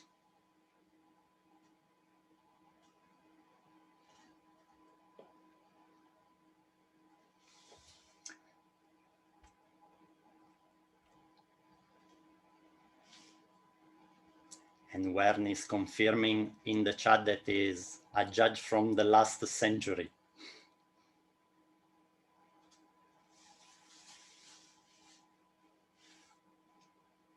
Wearn officially declares that he started judging to make day 2 at an event. I'm just changing your sentence. Okay, it's about time to move to the next section. So in the second section, I'm going to tell you just a little about the history of how the judge program evolved. So it will be a quick journey into time. By coincidence, I wrote 1999, so without knowing the certification year of Wearn. So how did it work about 22 years ago? There was no structure, and the judge program was very, very small. There were no conferences. There was almost nothing. And when there is almost nothing, you have a very big freedom to create. And the picture that represents that period is an American road. I don't know if you have an idea about those bushes that when they die, to spread their seeds, they move, so their trunk gets cut, becomes thinner, so that they can roll. So these are the rolling bushes that, at least in Italy, they are used to represent when there is nothing, there are no people. So there was no judge center, there was no judge ups, and the infractions in tournaments were not categorized as gameplay error, mistrigger, and it was only one category called procedural error. And the judge had to determine the impact on the game. A mistake with a big impact would have caused a game loss penalty. A mistake with a lower impact on the game would have caused a simple warning, and the game would continue. Then time passed, and moving into the current century, judges started getting together. So you may have heard many judges helping each other, judges speaking about their checklist to advance to the next level, people looking for a mentor, so a master to receive teachings, or also people looking for apprentices, looking for mentees, so younger and newer judges to assist in their first steps. Then it was a period with a lot of feedback and reviews, and this was about 10 years ago. Oh, in the meantime, I read in the chat about a quite weird penalty, and Wearn mentioned that illegal decklist, that is simply writing only 59 cards, which now is gets you only a game loss. In the past, it was a disqualification. So times changed a lot also in that. So we are in about 2010 with a great collaboration, a lot of projects, and a very big growth and a lot of interactions. And then Wizard took some distance from the judge program, and the Judge Academy was created. The work, the activity of judges moved much more from a volunteer activity with some gifts to a more professional activity with contracts. So I wrote in on the slide, sign here, meaning you need to sign a contract, you should have an insurance, and there are legal aspects. So the world of judging changed quite a lot. And the last sentence, I think that most of you should know what is an RC. RC is an acronym for a role in the judge community. So we have Wearn. How many years have you been regional coordinator? I think that you have here once again, you have been one of the oldest or one of the longest. 9. I believe that it's about 9 years. Then, if my memory is good, and you win will help me, you win was help me to remember your title. It was not regional coordinator, it was community consultant, so the reference of Judge Academy in the individual regions of the world. So this was an evolution. Then after 2018, now we are on a break and we are looking forward to 2022 maybe, or as soon as possible, when we will be able to meet face-to-face and party again. So I would like to close this section with this. This is a picture that I found online. The part in green has no meaning, so it's not magic, it's not judging related. What I would like you to read and take a look at are the 2 lines in red, are the 2 sentences in red. And in the center, there is a blue line with an expression that says motivation spectrum. On the left, it says no profits, social gain. On the right, it says, no, more profit, as I want to maximize corporate gain. And at the bottom is the point, the message that I want to send you about this part. There is only one word, well, in addition to maximize, to the verb, there is one concept that is in both ends of the spectrum, that is gain. If we do something, if we started doing an activity like judging Magic tournaments, is because we wanted it. Is because we found something to gain. For some of us, it can be money. For some of us, it can be the social aspect. For some of us, it can be an interesting activity from the logistics or rules or point of view. So my main message about the why do we judge or why did we start judging is that there is not one single reason. There is not one good reason or one bad reason. Well, probably I wanted to start judging because people were beating me at events when we were playing, and I wanted to get a revenge by giving a lot of penalties to the strongest players. This may not be a very good reason, but whatever your reason is, it can be, look at the pictures, it can be becoming richer, it can be traveling, it can be being an important person or growing professionally or emotionally or acquiring skills, or it can be meeting people, finding new friends. These are all very, very good reasons. The important, so the message that I want to give you at the end of this section is that you need to find your reason. You can get an inspiration, you can get examples from other people. So it's always good to share opinions and experiences. But at the end, what is important is that you find your reason, and also that you accept the reason of others, because we may have different goals. And if there are several different good goals, it's good to accept that other people have different opinions. And looking at the chat, I see that somebody noticed the J. So Nath from Thailand.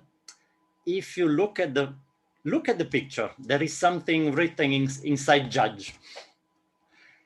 Then, before moving to the next section, that is about the last couple of years, I would like to ask you if you believe there are other special reason or specific reason you may have that I didn't mention them. And in the meantime, I need to reply to Shanine, who wrote that Juventus is the football team, used to be your favorite team. It should be still your favorite team. We have Ronaldo now. I know that the team of Paris started buying everyone. So they are going to it's like in video games. So I'm imagining the owner of Paris Saint-Germain, that is the team from Paris, playing video games when he was a little boy and buying all the good players in FIFA 1990, and now he wants to buy all the good players. I'm joking. I'm just using a minute to give you the possibility to write in the chat if there is any other special reason for judging. Just another minute before moving to the next section.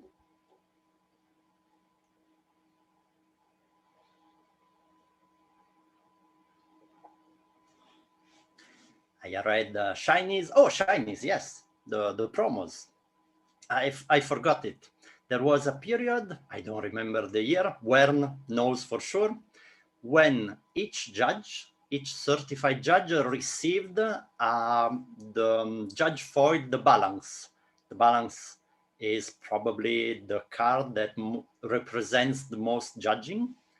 And all the certified judges received it. At the time, the value was quite high. And what we noticed, at least in Italy, was that a lot of people wanted to become judges the next year. Which is okay. If, in my opinion, if you want to become a judge, so that you get judge promos and you do a good job and you are a good person and you offer your contribution, it's a good motivation.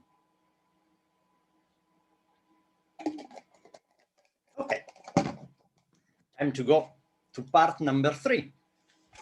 Part number 3 is the last couple of years. So this is our new friend.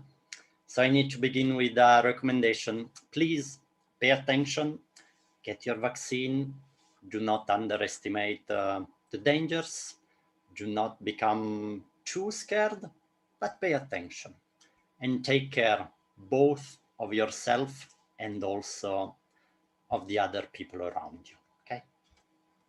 Then, how was our life? How was our judge life before the arrival of COVID?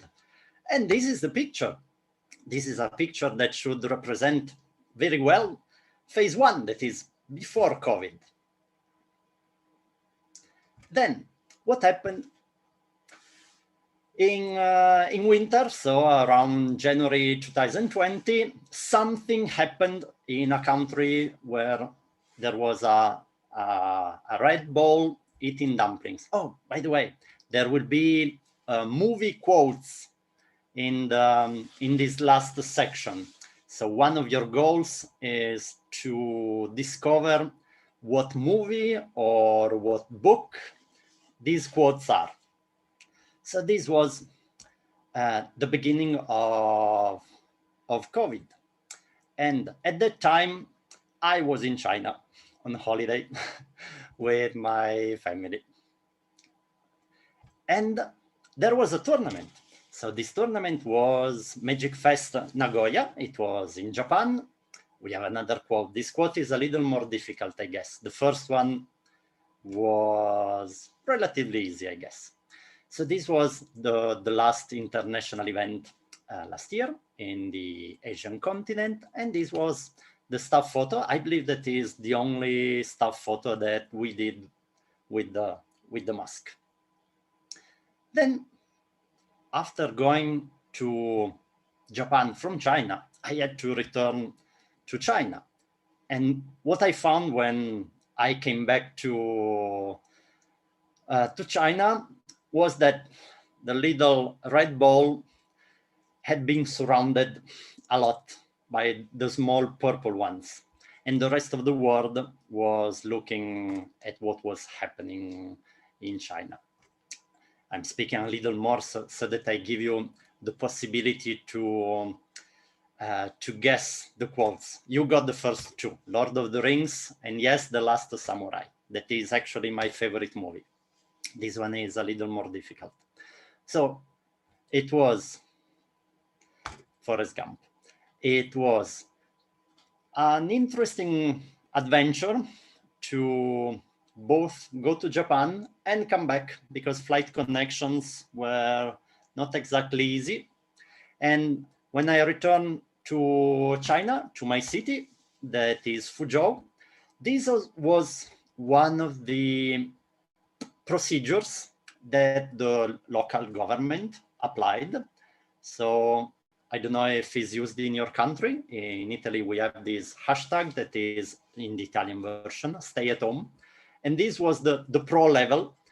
In Fuzhou, we each family, at least in the city center, we were receiving a paper that says, you can go out from your house. So this paper, you can give it to the guard at the exit or the entrance of your buildings. And so that you are allowed to go out, only one person, only one time, because you need to give this voucher to buy food or to do anything you want. And each family or each apartment was receiving one of these papers every 2 days. So this was the pro level of the concept stay at home. These were the last 2 days we stayed in China, then we succeeded in coming back to Italy. When we came back to Italy, after about a month, COVID spread in other countries, and Italy was the first country that was hit in Europe.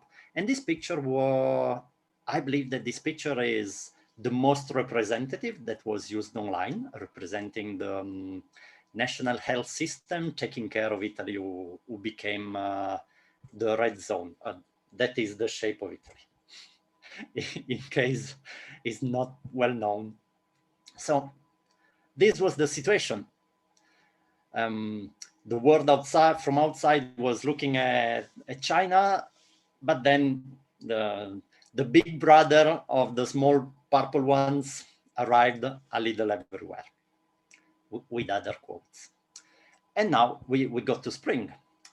And this is the other version. So earlier we saw the stay-at-home Chinese version, and this is the stay-at-home Italian version. This quote is not from a book, from a movie. And it was spring. So this was my holiday place with my assistant. What did I do in the period when Italy was closed? Closed meaning that we were in lockdown. We were allowed to exit our house only to take a short walk next to house and to buy food. People who needed to go to work, they could go to work, but bars were closed, the restaurants were closed, so all the not necessary activities were closed. So what did I do? One of the activities that I started, yes, the quote is from The Lion King, this is with Caritas. Caritas is a human assistance organization, so like Emergency or the Red Cross. I don't know if it exists in all the world. So I was helping the distribution of food every week. This organization, among the many activities, receives food from the European community and shares food, gives food to the families who are very poor and who have not enough money to buy food from themselves. So I applied to this activity what I learned from Magic tournaments, because one of my working days, at least at European events, was on Thursday when we were setting up the room. So we were entering a room completely empty and we needed to put stage, tables, chairs, lights. No, lights were there, the audio system. So this was a new activity that I'm trying to continue now that I'm in Spain, in Madrid. I joined the Red Cross. So I started a new activity. Then, in addition to a social activity, I wanted to learn something. So one of the goals that I set for myself was to study foreign languages more and to get some certification. And I see that the quote, not only you got the series of movies, but also the exact movie. And as the quote says, if you set a goal, just do it. Don't just try. Whatever goal you set for yourself, it can be big, it can be small. Choose it. It's yours. So we are not going to say that it is a bad goal. And then put your passion. So my goal here was to get the English certification that was the highest in our rankings. Is called the C2. And I succeeded at the end of last summer. Then, in addition to new goals, there are also new adventures and a new quote. And yes, I confirm to Tjong that it was Yoda speaking to Luke.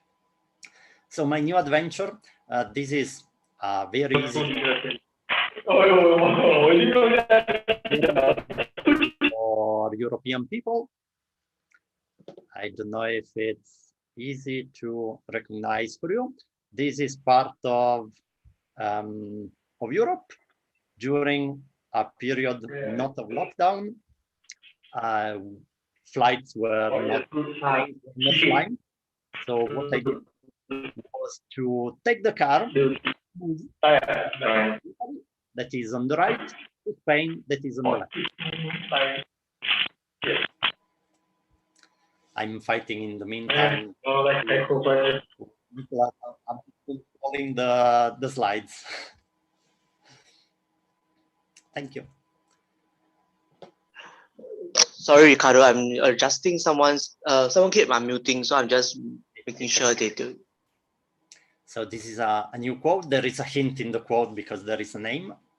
And the new adventure that started in autumn, so in September, October of last year, is that with my family, I moved to Spain and I've been living here for 10 months. So I've always loved Spain when I was coming to their events, and I decided to embark in a new adventure. It's challenging and is rewarding. I don't see anyone in the chat telling me where is this quote from. So I will just reading. It is our choices that show what we truly are, far more than our abilities. And somebody, Tommy is writing, is Harry Potter? It might be. So maybe you know in which moment Dumbledore said this sentence to Harry. Moving on. Well, if we have a new life, it's normal to have new challenges. And this is what I'm reading at this moment. So one of the things I like, one of the approaches I like about languages is to read different books at the same time in different languages so that I can practice my languages almost every day. There is, for English, there is Arthur Conan Doyle with The Adventures of Sherlock Holmes. For Italian, there is the biography of Steve Jobs. And on the left, the big pile is the current language pile that is Spanish. The two orange books are only 1,600 pages of grammar and how to write. So once again, I'm trying to get the highest certification, studying all the details of the language. And then you may notice it's easy. It should be easy to translate to English. There are two books about energy and sustainable energy. That is one of the topics that I like. Take a look at the line. This is not, the quote is not from a movie and is not from a book. Is from, I believe that I used this line in a past conference. The greatest antidote for fear is competence. This quote is from a Canadian astronaut that says that when we need to face something new, something unexpected, something scary, we feel that we are in trouble. We feel that we are not prepared enough. In order to remove the fear, we need an antidote. So like the fear is a disease. We want to remove it from our body. So we need something. And how can we lower our fear?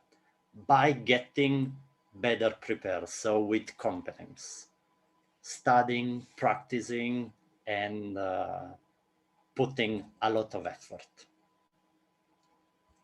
Then I want to tell you an aspect that is a psychological aspect. Again, I'm in Spain, so I'm far away from my native country. And Italians, we are proud of many things. We say that we have the best football in the world, the best pizza in the world. So yes, it's normal that we love our country. And there is one aspect that is quite different from the other countries. Oh, I don't know if you know what this picture is. So this is an object in a kitchen. And we are very proud about our coffee, and Wearn correctly writes mocha. Mocha is the name of our coffee machine. And you put water below, you put coffee in the middle, you warm it from below so that the vapor, the steam, so the vapors of water pass through the coffee. They get the taste from the coffee, and then they go to the upper part where the vapor condenses, so it becomes liquid again, and you get liquid coffee. There are different ways to prepare coffee, and this is the Italian one. I bought one 6 months after arriving in Spain, and the concept that I want to explain to you is called anchor. In the next slide, there will be specific examples. So in this slide, there is a description of what anchor is. If I want to find a higher stability, a higher mental stability, so if I want to not to suffer psychologically, I may use an anchor that can be an object. For example, I'm scared about flying, and I use an object that maybe an object that a friend gave to me. That friend who is reassuring me cannot come on the plane with me, but he gave me an object. If I am together with that object, I have a mental connection to my friend. So it's like anchor. I don't know if in English it's the same. In Italian, the anchor is used by a boat to create a physical connection to the floor below the sea so that the boat doesn't move too much. This gives stability to the boat. Each of us can find a different anchor. You need to find yours. And I want to tell you about 2 anchors that I have, or that are very similar, because the system is the same. Look at this picture. Upper left, I don't know if you know him, is Dustin. Dustin De Leeuw is from the Netherlands and is a good friend. And we have been going to some escape rooms together. So with him, we have been speaking from time to time, and we made a promise. Whenever we will be able to travel again, we will go to an European city that is Prague, and we will do another escape room together. So this psychological anchor is that whatever happens, however long I need to wait, I know that after this period without travels and difficulties caused by the virus, I have a date. I have an appointment with this person to go and do a game together. And this is the example on the left. The example on the right, if you travel to Japanese, those of you who travel to Japanese Magic Fest may have met these 2 people, Fabio Pierucci and Lamberto Franco. They have been traveling a lot to Japan. And we, especially with Fabio, we said, whenever the frontier, whenever the borders will open, we will go to Japan. So with a magic event or no, we will just go there. This quote from a movie might be a difficult one. And Gerard, I see in the chat, he's writing me too with a half sad face. Okay, Gerard, you are welcome to join us in our travel to Japan. Then, oh, there were magic tournaments. Yes, I've been doing some online events and some conferences. I also wrote my first article for the Spanish blog. And Gerard got the quote from a movie with James Belushi. Yes, I will not tell you the name of the movie, so it's part of the game. So this is a psychological system that I use to find even more stability.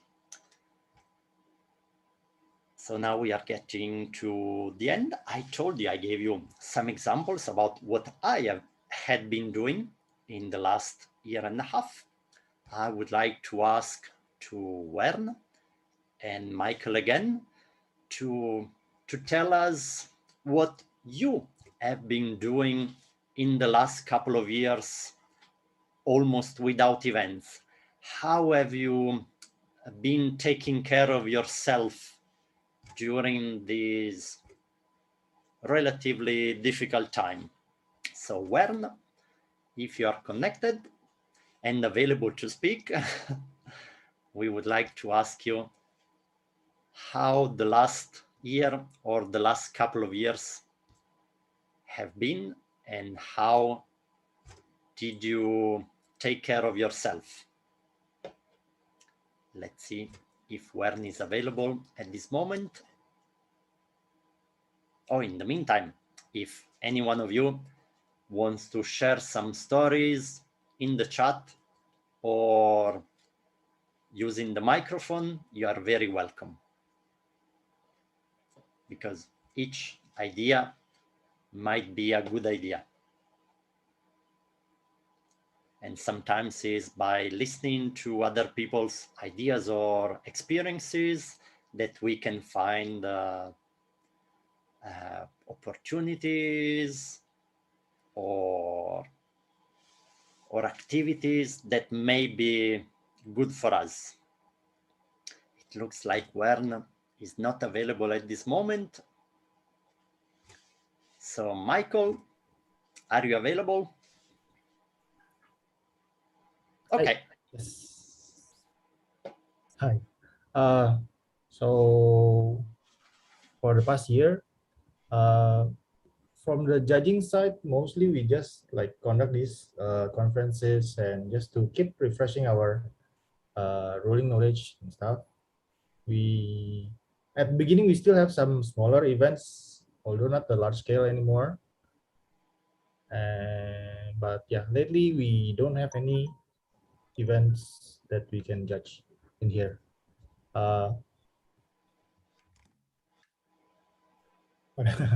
I think that's it. Outside of judging, I'm also learning some language by using the Duolingo apps. But yeah, sometimes I forget and I didn't do it routinely as I wanted. Though the app itself is quite okay because they give reminder daily. So they remind you to keep practicing, just take a few lessons a day. And yeah. I guess that's it from me. Thank you. Thank you, Maykel. Thank you. Let's see. We give another minute to Wearn, hoping that he is available to come back. I would like to, it's not summarize, is remind one of the main points here. In the last 50 minutes, we shared some stories, and it's important to hear the other people because we can get some inspiration from other people, and each of us need to find the way to adapt the experience of others in order to improve their life. We cannot do exactly the same things that other people do, because sometimes what others do just doesn't apply to our life, to our personality, to our situation. But it's always good to hear or to read how other people feel, what other people have been doing, because we can always get good idea for ourselves. And also, and this is a more social aspect, not only about ourselves inside, also by remaining in contact, especially in the most difficult moments, we can help each other. So whenever you feel you may have some difficulties, please rely on the people who are next to you. Just like you would like to know if one of your friends needs you, I believe that your friends would be happy to know if they can help you. In the chat, I'm reading a couple of examples of what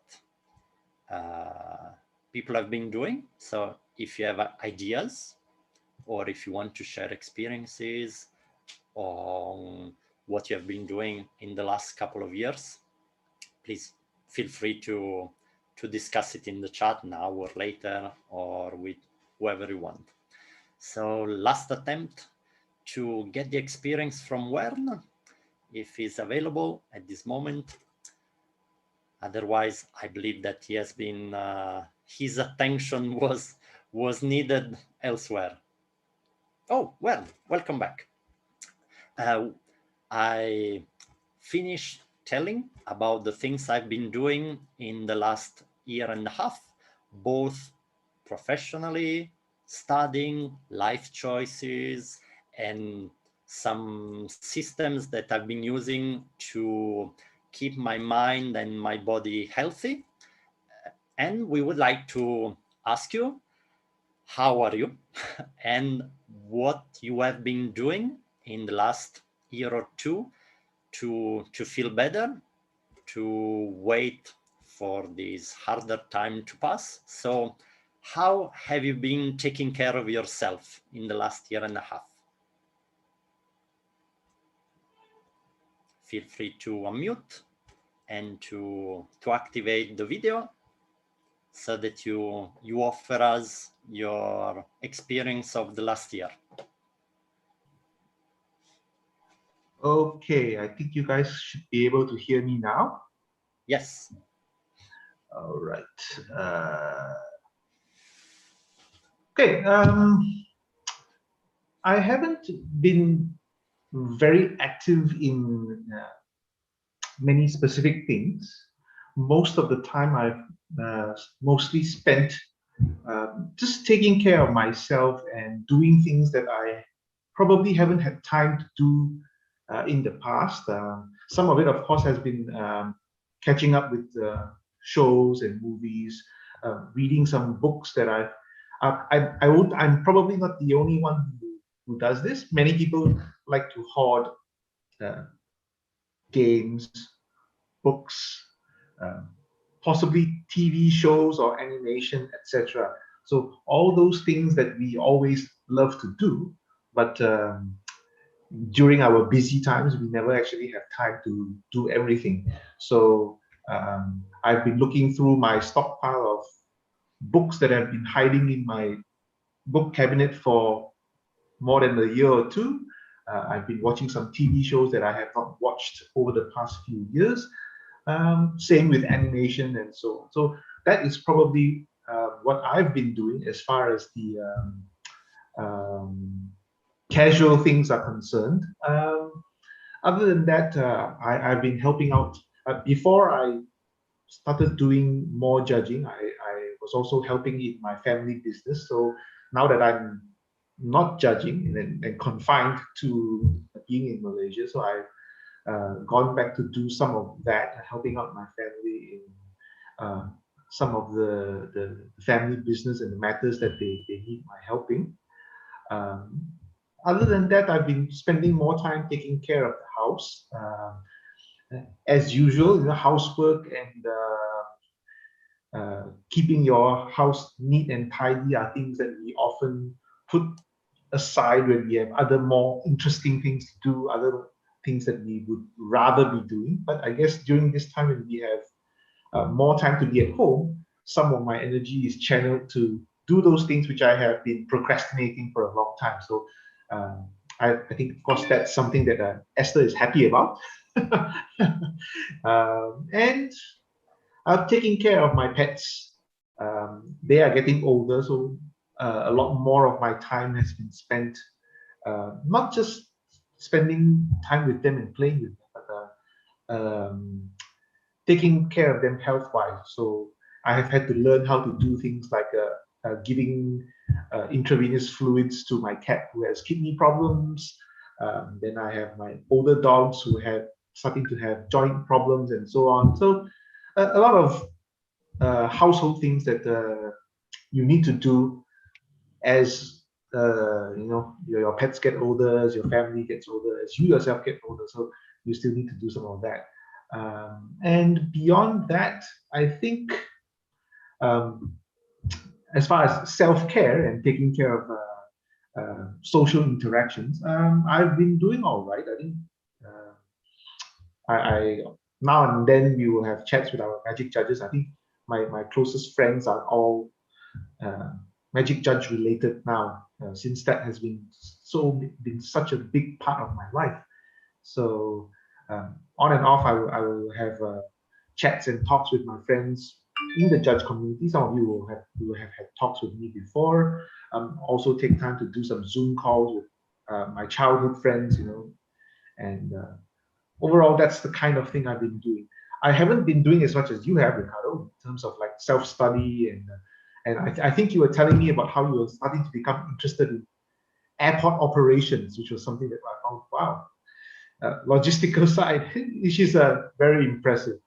So I haven't been doing that much objectively, but overall still keeping myself busy, and and magic stuff wise, of course, as everyone knows, we haven't had events, so there isn't very much that we can do on that part, other than just making sure we attend some of these conferences where we can talk and socialize with each other a little bit, keeping up to date with what's happening in the magic world as far as the rules are concerned.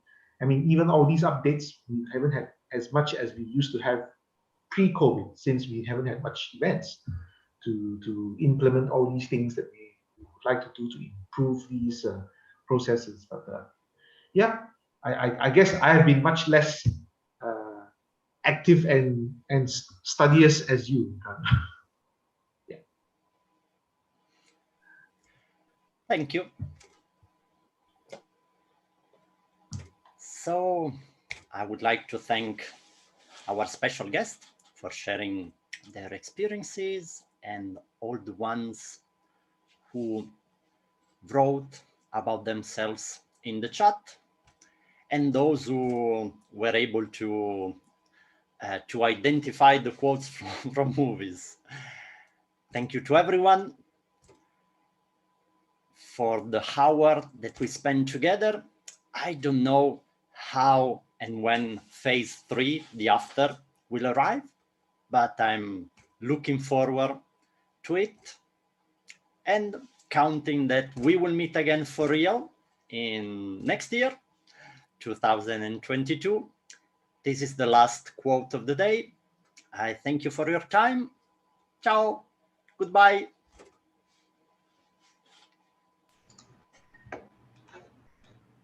Hey, ciao, Riccardo. Right, thank you, Riccardo, for sharing, including both Maykel and Wearn. So here concludes our conference for today, and let me share the screen, the QR code for the feedback form and our long-awaited quiz. Let me also put the URL to the quiz in case you are unable to scan it. URL to feedback form. Right, so I placed the URL to the feedback form in the chat. Yep. So Wearn, you can click on it definitely. And I see all of you guys next policy conference in November, I believe, for the Innistrad one. Yes, I'm still looking for Thai presenters. Any Thai presenters who are interested to present, please reach out to either me or Tammy, or you can reach out to Smith. Yep, and I think yeah, the quiz is in the link. It is both the feedback form and the quiz. They're all together. So when you enter, you will be, yep. And Tammy has something to say about the dungeon foil rewards, which is basically the conference foil. Tammy? Yeah, hello. Okay. For this time, we will do like the Strixhaven. So you need to pass 75% of the quiz. Submit one constructive feedback. For the quiz part, we will release for the date and the time. I put it on the link. You can check with that. Do actually put your correct email when you submit the feedback form, because last time when I tried to release the score and Google will send something back to me that oh, this email we can't send it some score to them, just like that. So make sure that you put your actual and correct email when you submit the form. Yeah.